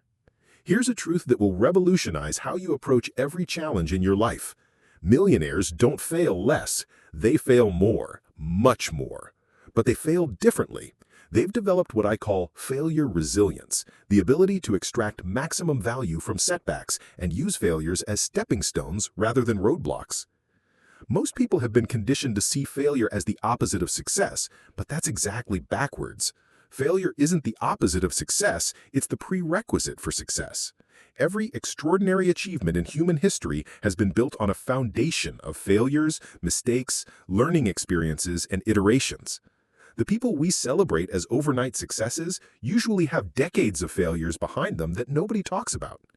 The difference between people who achieve extraordinary results and those who settle for mediocrity isn't their failure rate, it's their failure recovery rate. It's how quickly they can bounce back from setbacks, extract the lessons, and apply those lessons to their next attempt. Let me share what the neuroscience tells us about failure and success. When you experience failure, your brain goes through a predictable sequence of responses. First, your amygdala triggers a threat response, flooding your system with stress hormones. This is your brain's ancient survival mechanism trying to protect you from danger. Next, your brain searches for meaning and causation. It asks, why did this happen? What does this mean about me? What should I do differently? The answers you give to these questions literally rewire your neural pathways and determine whether the failure becomes a source of wisdom or a source of limitation. Dr. Carol Dweck's groundbreaking research on mindset has shown that people respond to failure in two fundamentally different ways. People with a fixed mindset interpret failure as evidence of their limitations. They think, I failed because I'm not smart enough, talented enough, or capable enough. This interpretation causes them to avoid future challenges and give up more easily. People with a growth mindset interpret failure as information about their current strategy or skill level. They think, I failed because my approach wasn't effective or because I haven't developed the skill yet. This interpretation motivates them to learn, adapt, and try again with a better strategy. But I want to take this even deeper. The most successful people don't just have a growth mindset. They have what I call a value mindset. They see every failure as valuable data that makes their next attempt more likely to succeed. They literally get excited about failures because each one brings them closer to breakthrough. This is what I call failure reframing, and it's one of the most powerful mental skills you can develop. Instead of asking, why did this happen to me, you ask, what is this teaching me? Instead of, what's wrong with me, you ask, what can I improve? Instead of, why do I keep failing, you ask, how is each failure preparing me for success? Let me give you a perfect example of this principle. James Dyson created 5,126 failed prototypes before developing the revolutionary vacuum cleaner that made him a billionaire. Most people would have given up after the first 100 failures, convinced that their idea wasn't viable. But Dyson reframed each failure as valuable information that brought him closer to the solution. He later said, I didn't fail 5,126 times in making a vacuum cleaner. I learned 5,126 ways not to make a vacuum cleaner. This reframe allowed him to maintain motivation, continue iterating, and ultimately create a product that revolutionized an entire industry. This brings us to one of the most important concepts in success psychology, the difference between outcome independence and outcome attachment. Most people become emotionally attached to specific outcomes, which makes failure devastating and paralyzing. But successful people develop outcome independence. They're committed to their vision, but not attached to any specific path to achieving it. When you're outcome independent, failure doesn't threaten your identity or self-worth. It's just feedback about one particular approach that didn't work. This allows you to pivot quickly, try new strategies, and maintain the emotional resilience needed for long-term success. But outcome independence doesn't mean you don't care about results. It means you care more about the process of growth, learning, and iteration than any single outcome. You understand that if you master the process, the outcomes will eventually take care of themselves. Here's a framework I call the Failure Recovery Protocol that will transform how you handle setbacks. Step 1 is emotional processing. When you experience a failure, allow yourself to feel whatever emotions come up: disappointment, frustration, anger, or sadness. Don't try to suppress these feelings or pretend they don't exist. Acknowledge them, feel them, and then let them move through you. This prevents emotional residue from clouding your thinking and keeps you from making the failure mean something about your worth as a person. Step 2 is objective analysis. Once you've processed the emotions, shift into analytical mode. What specifically went wrong? What factors were within your control versus outside your control? What assumptions proved incorrect? What skills or knowledge were lacking? What would you do differently if you could repeat the situation? The key here is to be brutally honest, but not brutally self-critical. You're not trying to blame yourself or make yourself wrong. You're trying to extract maximum learning from the experience. Step 3 is value extraction. This is where you consciously identify what value you gained from the failure. What did you learn about yourself, your market, your strategy, or your industry? What skills did you develop? What relationships did you build? What character qualities did you strengthen? What assumptions did you test? What questions emerged that you didn't know to ask before? Every failure contains multiple forms of value if you're intentional about extracting them. The people who achieve extraordinary success become masters at mining value from their setbacks. Step 4 is strategic adaptation. Based on your analysis and value extraction, what adjustments will you make moving forward? What new approaches will you try? What skills will you develop? What resources will you acquire? What support will you seek? How will you apply the lessons learned to increase your probability of success? Step 5 is confidence rebuilding. Before you take your next action, you need to rebuild your confidence and momentum. This happens by reminding yourself of past successes, reviewing your capabilities and resources, visualizing successful outcomes, and reconnecting with your deeper purpose and motivation. This 5-step protocol allows you to process failures quickly and completely, extracting maximum value while maintaining the emotional resilience needed for continued success.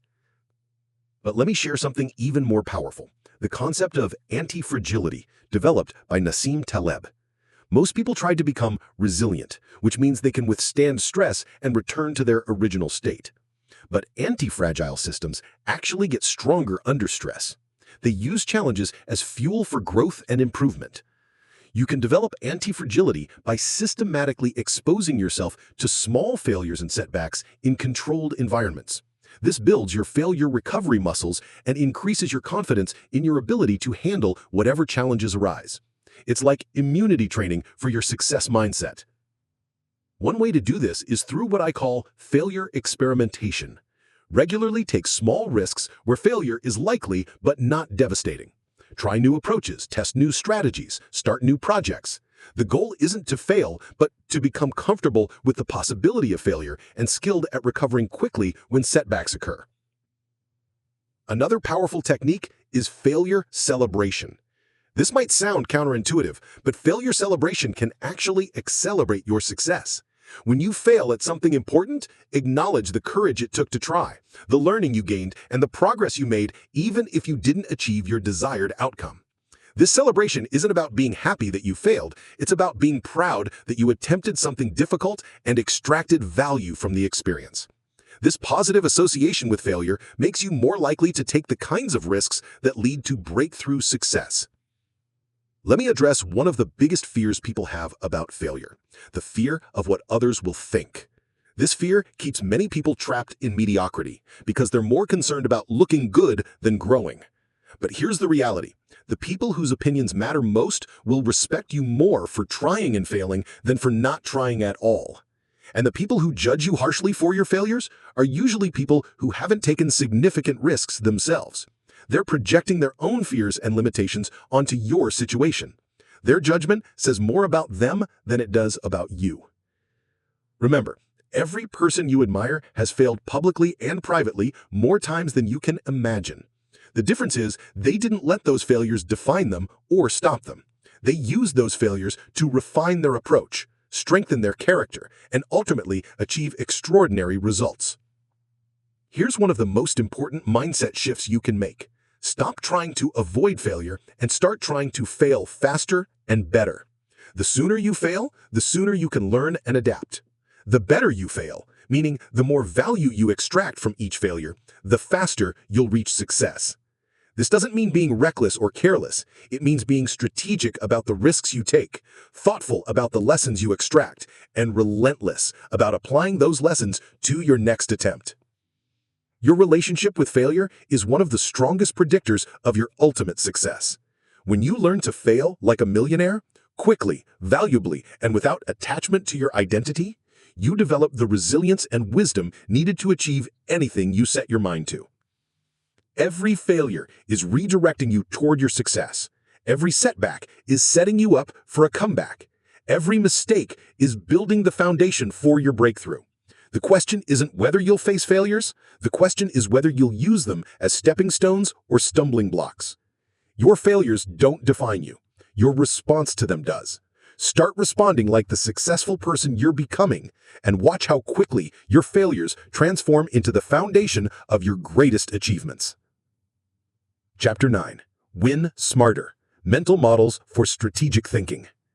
The difference between people who work hard and people who work smart isn't effort, it's thinking. Specifically, it's the mental models they use to understand the world, make decisions, and solve problems. Mental models are like thinking tools, cognitive frameworks that help you see patterns, understand relationships, and make better choices with less mental effort. Think of mental models as the software that runs your decision-making process. If you're running outdated software, you'll get outdated results, no matter how hard you work. But when you upgrade your mental software with powerful models, you can achieve better results with less effort because you're thinking at a higher level. Let me start with one of the most powerful mental models for success: systems thinking. Most people think in terms of events and immediate cause and effect relationships. Something happens, they react to it, and they hope for a different outcome next time. But systems thinkers see the underlying structures and patterns that create those events. For example, if your business revenue is inconsistent, event-level thinking focuses on each individual month that's good or bad. But systems thinking asks, what are the underlying systems that generate revenue? How do leads flow through your pipeline? What are the conversion rates at each stage? What does customer lifetime value compare to customer acquisition cost? What patterns exist in your marketing, sales, and delivery system?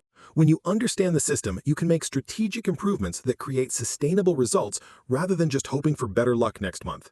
This is why successful entrepreneurs focus on building systems, while struggling entrepreneurs focus on working harder. Another crucial mental model is second-order thinking. Most people only consider the immediate, obvious consequences of their decisions. But second-order thinkers ask, and then what happens? What are the consequences of the consequences?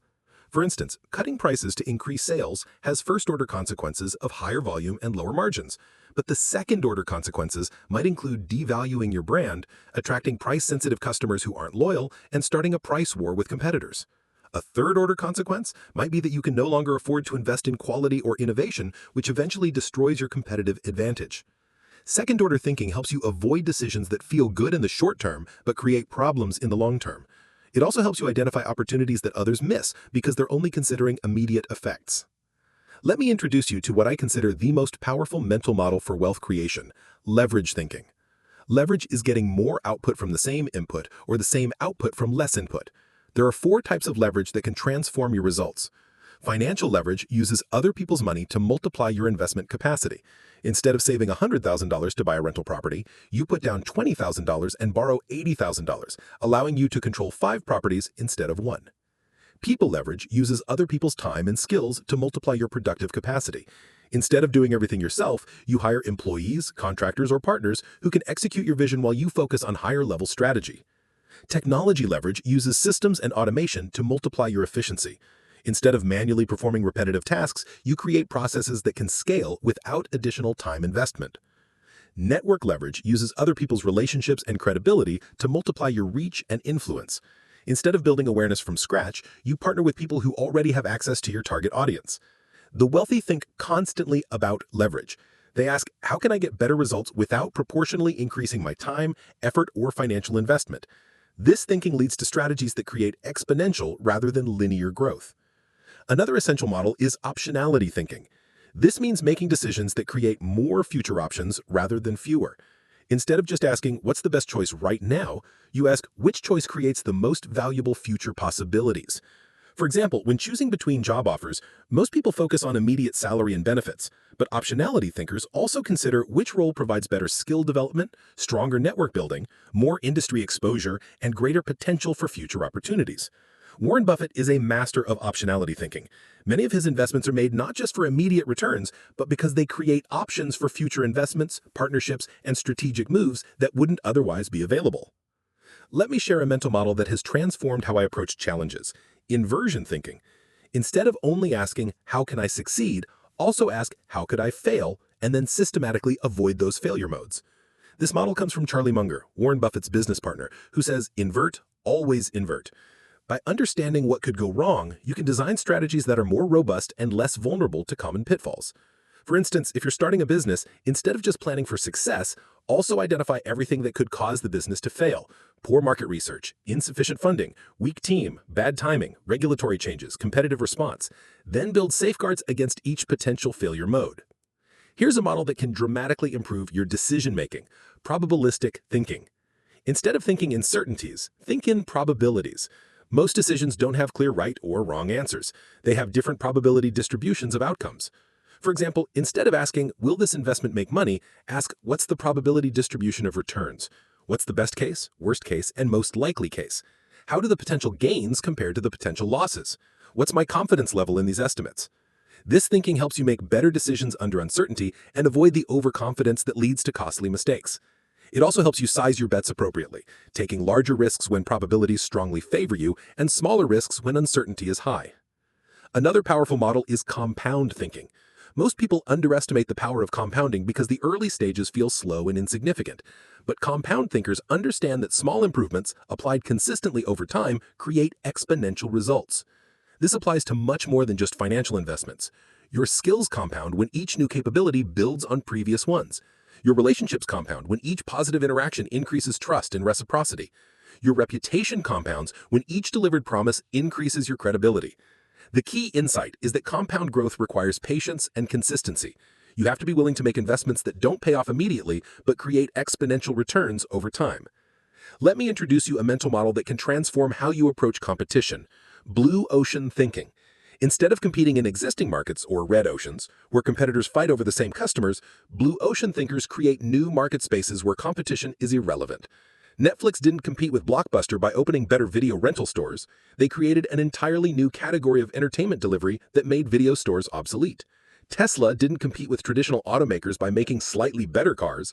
They redefined what a car could be and created a new category of sustainable transportation. Blue ocean thinking asks, instead of competing for existing demand, how can we create new demand? Instead of accepting industry constraints, how can we redefine the rules? Instead of trying to beat competitors, how can we make competition irrelevant? Here's a model that can dramatically improve your learning and growth: first principles thinking. Instead of reasoning by analogy, doing things because that's how they've always been done, first principles thinking breaks problems down to their most basic elements and rebuilds solutions from the ground up. Elon Musk used first principles thinking when everyone said electric cars were too expensive. Instead of accepting the conventional wisdom, he asked, what are the fundamental materials needed for a battery? What do those materials cost? How much should a battery cost if we built it efficiently from scratch? This led to breakthrough innovations that made Tesla possible. First principles thinking helps you avoid the limitations of conventional wisdom and discover innovative solutions that others miss because they're trapped in analogical thinking. Let me share one more mental model that can transform your approach to opportunities: asymmetric risk thinking. This means looking for situations where the potential upside is much larger than the potential downside, where you can risk small amounts to potentially gain large amounts. For example, starting a side business while keeping your day job is asymmetric. Your downside is limited to the time and money you invest, but your upside could be unlimited if the business succeeds. Writing a book has limited downside, time and effort, but potentially unlimited upside if it becomes successful. Asymmetric thinking helps you identify opportunities that others avoid because they focus on the potential for loss rather than the ratio of potential gain to potential loss. Here's how to systematically improve your mental models. First, actively collect mental models from diverse fields. Read about psychology, economics, physics, biology, history, and other disciplines, looking for thinking frameworks that could apply to your challenges. Second, practice applying different mental models to the same situation. When facing a decision, consciously use multiple models to analyze it from different angles. This reveals insights and options that single model thinking would miss. Third, regularly review your past decisions through the lens of different mental models. What models did you use? What models did you miss? How might different models have led to better outcomes? The goal isn't to become an academic expert in every field, but to develop a toolkit of thinking frameworks that help you see opportunities, avoid pitfalls, and make better decisions across all areas of your life. Remember, intelligence isn't just about how fast you can think, it's about how well you can think. Mental models are the difference between working hard and working smart, between grinding through problems and elegantly solving them, between reacting to circumstances and strategically shaping them. Your mental models determine the quality of your thinking, and the quality of your thinking determines the quality of your results. Upgrade your models, upgrade your mind. Upgrade your mind, upgrade your life. Chapter 10. Bold Action, Massive Rewards. There comes a moment in every success journey when thinking, planning, and preparing must give way to action. Not perfect action, not risk-free action, but bold action taken despite uncertainty, despite fear, despite the possibility of failure. This is the moment when dreams transform into reality, when potential becomes achievement, when the person you've been becoming finally emerges into the world. Most people never reach this moment. They get trapped in what I call analysis paralysis, endlessly researching, planning, and preparing without ever taking the bold actions that create breakthrough results. They mistake motion for progress, busy work for productive work, thinking for doing. But here's what separates the ultra-successful from everyone else. They understand that massive rewards require massive action, and massive action requires boldness.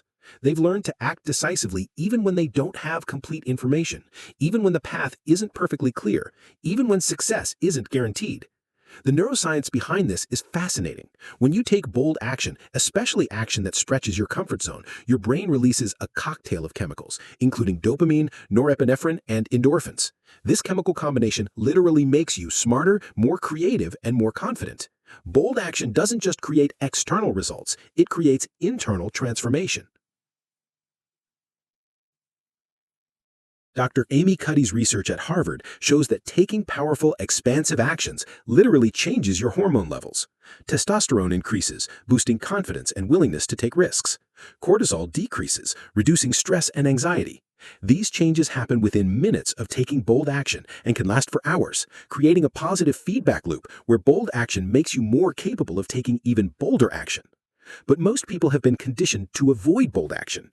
From childhood, we're taught to be careful, to think things through, to wait for permission, to follow instructions. These are useful lessons for children, but they become limiting beliefs for adults who want to create extraordinary results. The education system reinforces this conditioning by rewarding compliance and punishing risk-taking.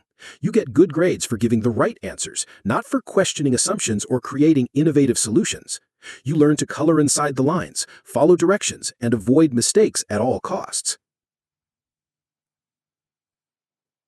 Then you enter the working world, where most organizations reward predictability and punish bold thinking. You learn to manage up, follow protocols, and avoid making waves. You're encouraged to be a good team player, which often means suppressing your boldest ideas and most innovative impulses.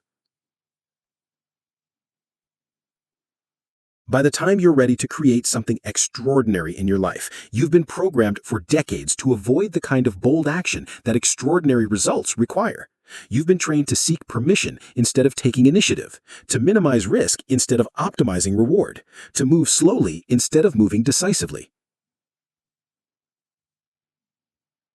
Breaking free from this conditioning requires understanding what I call the speed versus perfection paradox. Most people believe that slower, more careful action leads to better results. But in today's rapidly changing world, speed often trumps perfection. By the time you've perfected your plan, the opportunity may have passed. By the time you've eliminated all risks, competitors may have captured the market. By the time you feel completely ready, you may have missed your window. This doesn't mean being reckless or careless. It means understanding that you can often course correct faster than you can perfect plan. It means recognizing that real-world feedback is more valuable than theoretical analysis. It means accepting that good enough executed today beats perfect delivered too late. Reid Hoffman, founder of LinkedIn, captured this perfectly when he said, "If you're not embarrassed by the first version of your product, you've launched too late." This applies to much more than just products. If you're not at least a little uncomfortable with the boldness of your actions, you're probably playing too safe to create breakthrough results. Let me share what I call the momentum principle. Newton's first law of motion states that objects in motion tend to stay in motion, while objects at rest tend to stay at rest. This applies perfectly to success. When you take bold action, you create momentum that makes the next action easier. When you delay action, you create inertia that makes starting even harder. I've observed this pattern thousands of times. People who take bold action, even imperfect action, tend to generate results that exceed their expectations. They discover resources they didn't know existed, capabilities they didn't know they had, and opportunities they couldn't have planned for. Meanwhile, people who wait for perfect circumstances often find that those circumstances never arrive. This is what I call the ready, fire, aim approach. Instead of ready, aim, fire, you get ready, take action, fire, and then adjust your aim based on the results. This approach allows you to start creating results immediately while learning and improving through real-world experience. But let me address the biggest fear people have about bold action: the fear of failure. This fear is completely understandable, but fundamentally misguided. The biggest risk isn't failing at something bold. It's succeeding at something small. When you fail at something bold, you learn valuable lessons, build resilience, and often discover unexpected opportunities. When you succeed at something small, you remain exactly where you are. Bold action creates what I call asymmetric upside. Even when bold actions don't achieve their intended results, they often create unexpected benefits, new relationships, new skills, new insights, new opportunities. The downside is usually temporary and recoverable, while the upside can be life-changing and permanent. Let me give you a framework for taking bold action systematically. I call it the Bold Action Protocol. Step 1 is clarity of intention. Before taking bold action, get crystal clear on what you want to achieve and why it matters to you. This clarity will sustain you through the inevitable challenges and setbacks that come with bold action. It will also help you make decisions more quickly and confidently when unexpected situations arise. Step 2 is risk assessment. Identify the real risks of your bold action versus the imagined risks. Most people dramatically overestimate the probability and severity of negative outcomes while underestimating their ability to handle those outcomes. Do a realistic assessment of what could go wrong and how you would handle each scenario. Step 3 is resource inventory. Identify all the resources you have available to support your bold action: skills, knowledge, relationships, financial resources, time, energy, and support systems. Most people underestimate their available resources and overestimate the resources they need to get started. Step 4 is minimum viable action. Instead of trying to execute your entire vision perfectly, identify the smallest action you can take that will move you meaningfully towards your goal and provide valuable feedback. This reduces risk while maintaining momentum and learning opportunities. Step 5 is commitment mechanism. Create accountability and commitment devices that make it harder to back down from your bold action. This might mean telling others about your plans, investing money in your project, or setting public deadlines. These mechanisms help you push through the resistance and fear that naturally arise when taking bold action. Step 6 is rapid execution. Once you've completed the first 5 steps, act quickly before fear and doubt have time to accumulate. The longer you wait between decision and action, the more your mind will generate reasons to avoid taking bold action. Here's something crucial about bold action. It's not about being fearless. Fear is a natural response to uncertainty and risk. Bold action is about acting courageously despite fear, not in the absence of fear. Courage isn't the absence of fear, it's action in the presence of fear. In fact, feeling fear is often a sign that you're moving in the right direction.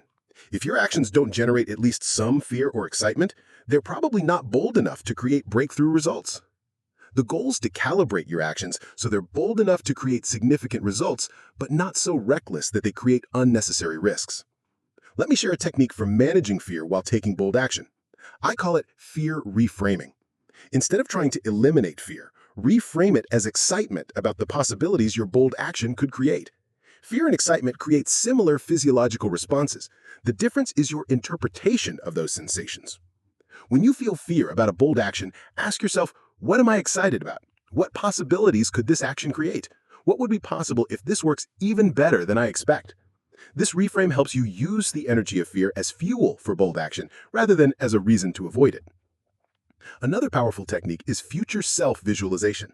Before taking bold action, imagine yourself 1 year from now, looking back on this moment. From that future perspective, you'll almost certainly regret the bold actions you didn't take more than the bold actions you did take. This perspective helps you overcome present moment fear by connecting with your future fulfillment. Remember, the world doesn't reward people for what they're capable of. It rewards people for what they actually do. Your potential means nothing until it's expressed through action. Your ideas mean nothing until they're implemented. Your dreams mean nothing until they're pursued with bold, persistent action.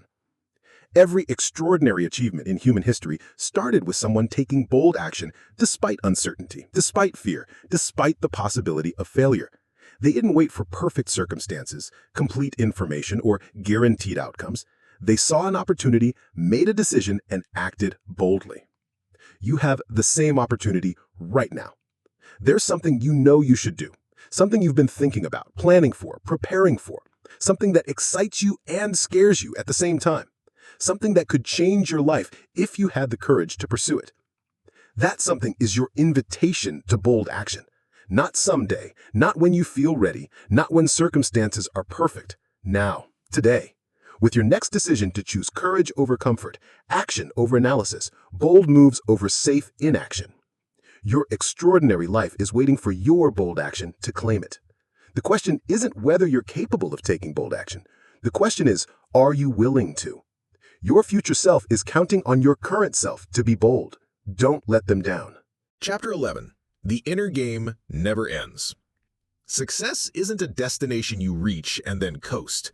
It's not a problem you solve once and forget about. Success is a dynamic, evolving journey that requires continuous growth, adaptation, and inner development. The moment you think you've made it is the moment you stop growing, and the moment you stop growing is the moment you start declining. This is what separates people who achieve brief success from those who sustain extraordinary success over decades. The brief successes treat achievement as an outcome, something external they can acquire and possess. But sustained successes understand that achievement is an expression of who they are, a natural result of their ongoing inner development. I call this the inner game, the continuous work of expanding your identity, upgrading your beliefs, refining your thinking, and developing your character. While the outer game involves strategies, tactics, and systems, the inner game involves psychology, mindset, and personal development. Most people focus almost exclusively on the outer game, which is why their results plateau and their success becomes unsustainable.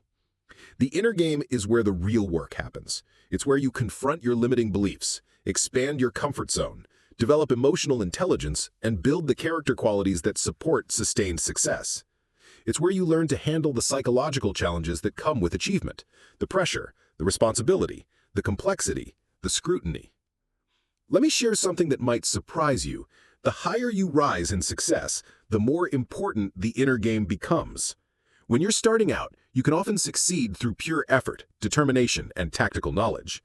But as you reach higher levels, success becomes more dependent on your ability to lead others, make complex decisions under pressure, handle stress and uncertainty, and maintain your values and vision in challenging circumstances. This is why many people who achieve external success find themselves struggling with anxiety, depression, relationship problems, or a sense of emptiness. They mastered the outer game but neglected the inner game. They achieved their goals but didn't develop the inner capacity to enjoy and sustain their success. The neuroscience of sustained success is fascinating. Dr. Rick Hanson's research shows that the brain has what he calls a negativity bias. It's naturally wired to focus on problems, threats, and what's wrong rather than what's right. This bias helped our ancestors survive in dangerous environments, but in modern life, it can sabotage success and happiness. When you achieve success, your brain doesn't naturally celebrate and consolidate the positive experience. Instead, it quickly moves on to the next challenge or starts looking for new problems to solve. This is why many successful people feel like they're never enough, never doing enough, never achieving enough, even when objectively they're doing extraordinary things. Breaking free from this pattern requires what Dr. Hanson calls taking in the good, consciously focusing on positive experiences, achievements, and progress to rewire your brain for sustained fulfillment rather than constant striving. This isn't about becoming complacent, it's about building the neural foundation for enjoying your success while continuing to grow. Another crucial aspect of the inner game is developing what I call success resilience. This is your ability to handle the unique challenges that come with achievement, the increased responsibility, the higher stakes, the more complex complexity, the more intense scrutiny. Many people who are excellent at handling the challenges of struggling find themselves overwhelmed by the challenges of succeeding. Success resilience involves several key components. First is identity flexibility, the ability to continuously update your identity as you grow and achieve new levels of success. If you're still operating from the identity of someone who needs to prove themselves after you've already achieved significant success, you'll create unnecessary stress and make poor decisions. Second is pressure management, the ability to perform at high levels while handling intense pressure.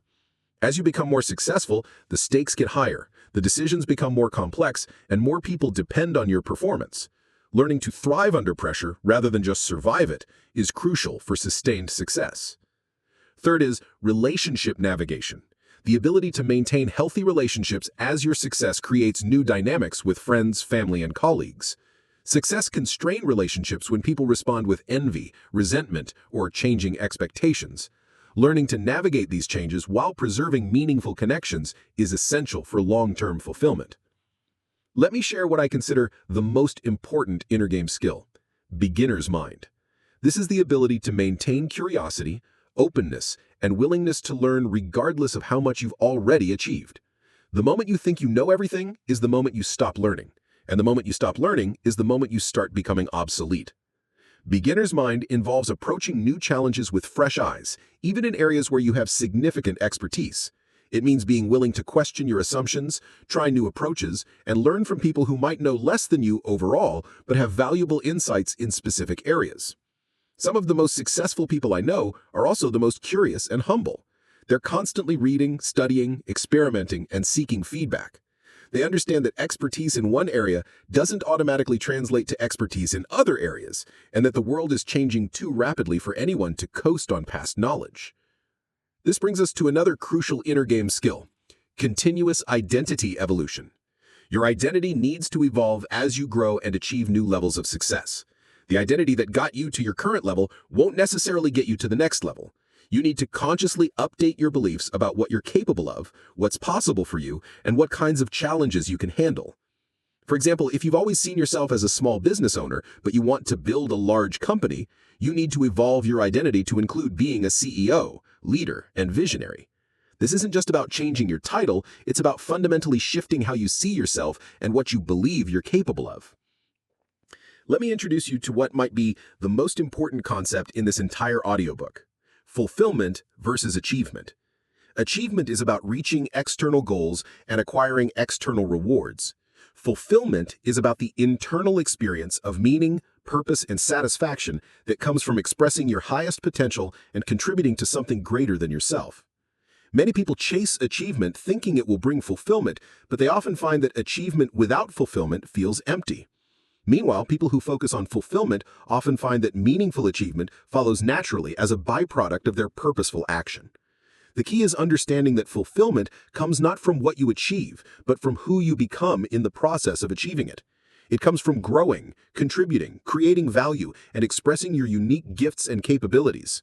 When you focus on becoming the kind of person who naturally creates the results you want, both achievement and fulfillment become possible. This is why the inner game never ends. There's always more potential to unlock, more ways to grow, more value to create, more meaning to discover. The journey of becoming your highest self is infinite, and that's what makes it so rewarding. Here's a framework I call continuous inner game development that will serve you throughout your entire success journey. First, maintain what I call growth orientation. Instead of seeing challenges as threats to your competence, see them as opportunities to expand your capabilities. Instead of avoiding areas where you're not naturally strong, lean into them as chances to develop new strengths. Instead of defending your current identity, embrace the evolution that continuous growth requires. Second, develop meta-awareness, awareness of your own awareness. This means regularly stepping back and observing your thoughts, emotions, reactions, and patterns. What triggers stress or fear? What energizes and motivates you? What patterns of thinking serve you well, and which ones limit you? This meta-awareness allows you to consciously direct your inner development rather than leaving it to chance.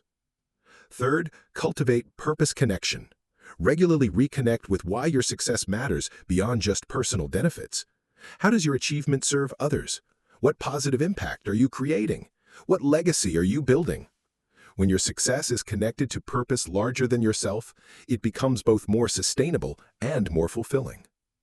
Fourth, practice gratitude and appreciation, not just for what you have, but for who you're becoming and the opportunities you have to grow. This isn't just positive thinking, it's neural programming that wires your brain for continued success and fulfillment. Fifth, commit to lifelong learning. Not just learning new strategies or tactics, but learning about yourself, about human nature, about how the world works. Read philosophy, psychology, biographies of people you admire. Study different perspectives and ways of thinking. The more you understand about yourself and the world, the better equipped you'll be to navigate the complexities of sustained success. Remember, the outer game is temporary. Markets change, technologies evolve, opportunities come and go. But the inner game is permanent. The person you become, the character you develop, the wisdom you gain, the relationships you build. These are the true treasures of a successful life. Every day, you're either growing or declining. Every day, you're either expanding your capacity or allowing it to atrophy. Every day, you're either becoming more of who you're meant to be or settling for less than your potential. The inner game isn't something you master once and move on from.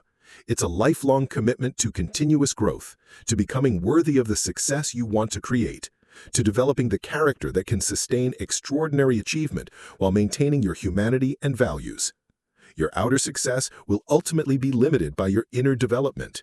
Invest in both, but never forget that the inner game is what makes the outer game sustainable, fulfilling, and truly worthwhile. Your journey of becoming never ends, and that's the most beautiful part of all. Conclusion: your millionaire mind activated. Here we are at the end of our journey together, but really, this is just the beginning. You came to this audiobook with one version of yourself, and you're leaving with access to a completely different version, one who thinks like a millionaire, acts with boldness, and approaches life from abundance rather than scarcity. But here's what I need you to understand. Transformation isn't about the information you've consumed. It's about the implementation that happens starting right now, today, with your very next decision. Knowledge without application is just entertainment. Insight without action is just wishful thinking. The millionaire mind you've discovered in these pages becomes real only when you start living from it consistently. So let me remind you of the profound shifts we've explored together. You've learned that your mind literally creates your reality through the neural pathways you strengthen every day.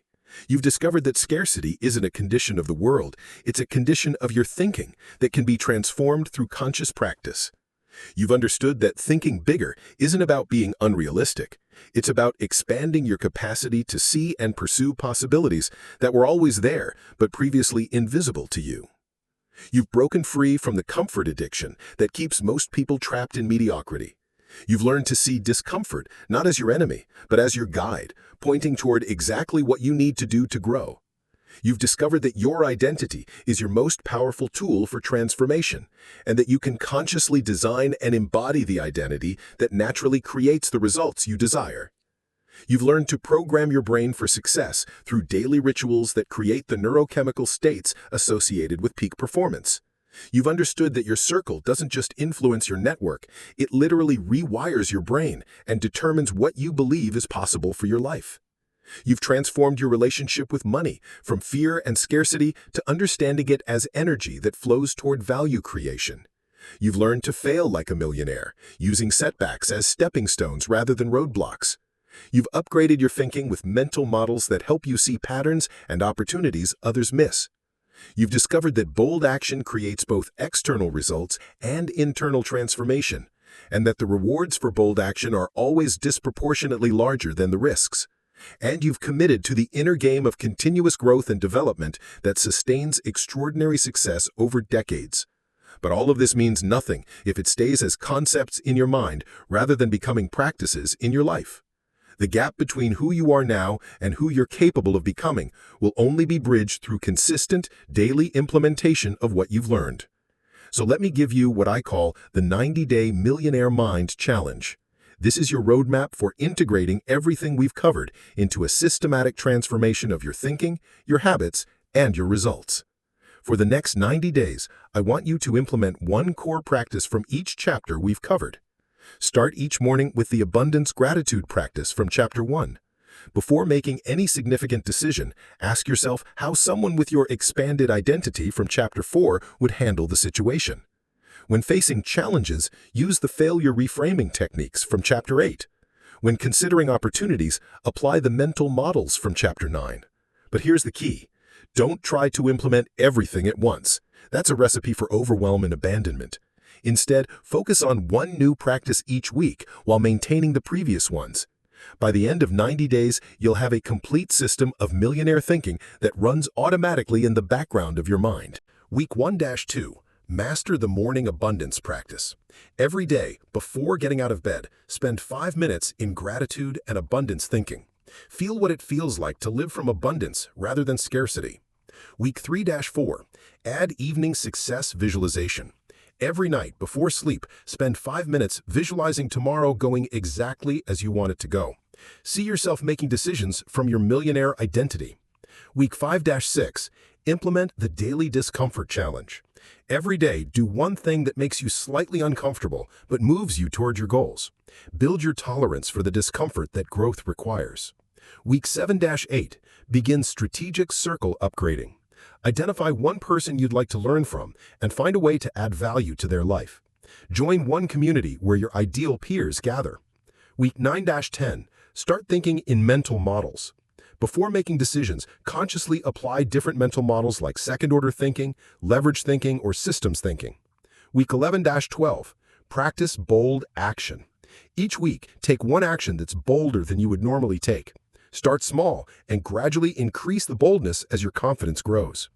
Week 13-integration. Assessment. Review your progress, identify what's working best, and commit to the practices that are creating the most transformation. During these 90 days, keep a success journal. Each evening, write down 3 pieces of evidence that you are becoming the person you want to be. This could be thoughts you chose, actions you took, results you created, or simply how you handled challenging situations. This practice rewires your brain to notice and reinforce your transformation. Also, track your results during this period. What changes do you notice in your confidence, your decision-making, your opportunities, your relationships, your income, your fulfillment? The external changes might be subtle at first, but they'll compound rapidly as your new thinking patterns become automatic. But let me prepare you for something that's going to happen during this transformation. Resistance. Your old identity, your old thinking patterns, your old habits are going to fight back. This is completely normal and actually a sign that you're making real changes. The resistance isn't evidence the transformation isn't working, it's evidence that it is working. When you feel this resistance, remember that it's just your brain trying to keep you safe within familiar limitations. Thank it for trying to protect you, then consciously choose to act from your new identity anyway. The resistance will fade as your new patterns become more familiar and automatic. I also want to prepare you for another challenge. The people around you might not understand or support your transformation. Some may even try to pull you back to your old way of thinking and being. This is their unconscious attempt to avoid confronting their own limitations. Stay compassionate but committed to your growth. Remember, you don't need anyone's permission to think bigger, dream bolder, or pursue extraordinary success. You don't need to justify your ambitions or defend your vision. You just need to stay committed to becoming the person who naturally creates the life you desire. Here's something beautiful that's going to happen as you implement these practices. You're going to start attracting different opportunities, different relationships, and different possibilities. The world responds to who you're being, not who you used to be. As you embody millionaire thinking, millionaire opportunities will start appearing in your life. You'll also discover capabilities you didn't know you had. You'll handle challenges with wisdom and confidence that surprises you. You'll see possibilities that were always there, but previously invisible. You'll take actions that previously seemed impossible or terrifying, but now feel natural and exciting. Most importantly, you'll start experiencing the deep fulfillment that comes from expressing your highest potential rather than settling for less than you're capable of. You'll know that you're living authentically as who you were always meant to be, rather than a limited version of yourself. This transformation isn't just about money, though financial abundance will likely be one of the natural results. It's about stepping into the fullest expression of who you are. It's about contributing your unique gifts to the world in a way that creates massive value for others while providing abundant rewards for you. As we close our time together, I want you to feel the excitement of possibility flowing through you. Feel the expansion that's already beginning in your mind. Feel the confidence that comes from knowing you have the tools and knowledge to create extraordinary results. Feel the gratitude for the journey you're about to embark on. You are not the same person who started listening to this audiobook. You have access to ways of thinking, being, and acting that you didn't have before. You have a roadmap for transformation that has worked for thousands of people and can work for you too. You have everything you need to create the millionaire mind that will create the millionaire life. The question isn't whether you're capable of this transformation. The question is whether you're committed to it. Success isn't about being perfect. It's about being persistent. It's not about never having doubt. It's about acting despite doubt. It's not about feeling ready. It's about starting anyway. Your millionaire mind is not something you need to develop someday in the future.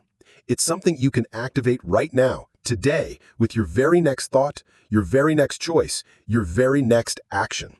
The person you've been becoming throughout this audiobook is ready to emerge into the world. The extraordinary life you've been dreaming of is not a fantasy. It's a blueprint. It's not wishful thinking. It's strategic vision backed by practical psychology and proven principles. It's not reserved for other people. It's available to you starting now. Your time is now. Your moment is here. Your millionaire mind is activated. Think bigger, live bolder, win smarter. The world is waiting for what you're about to become.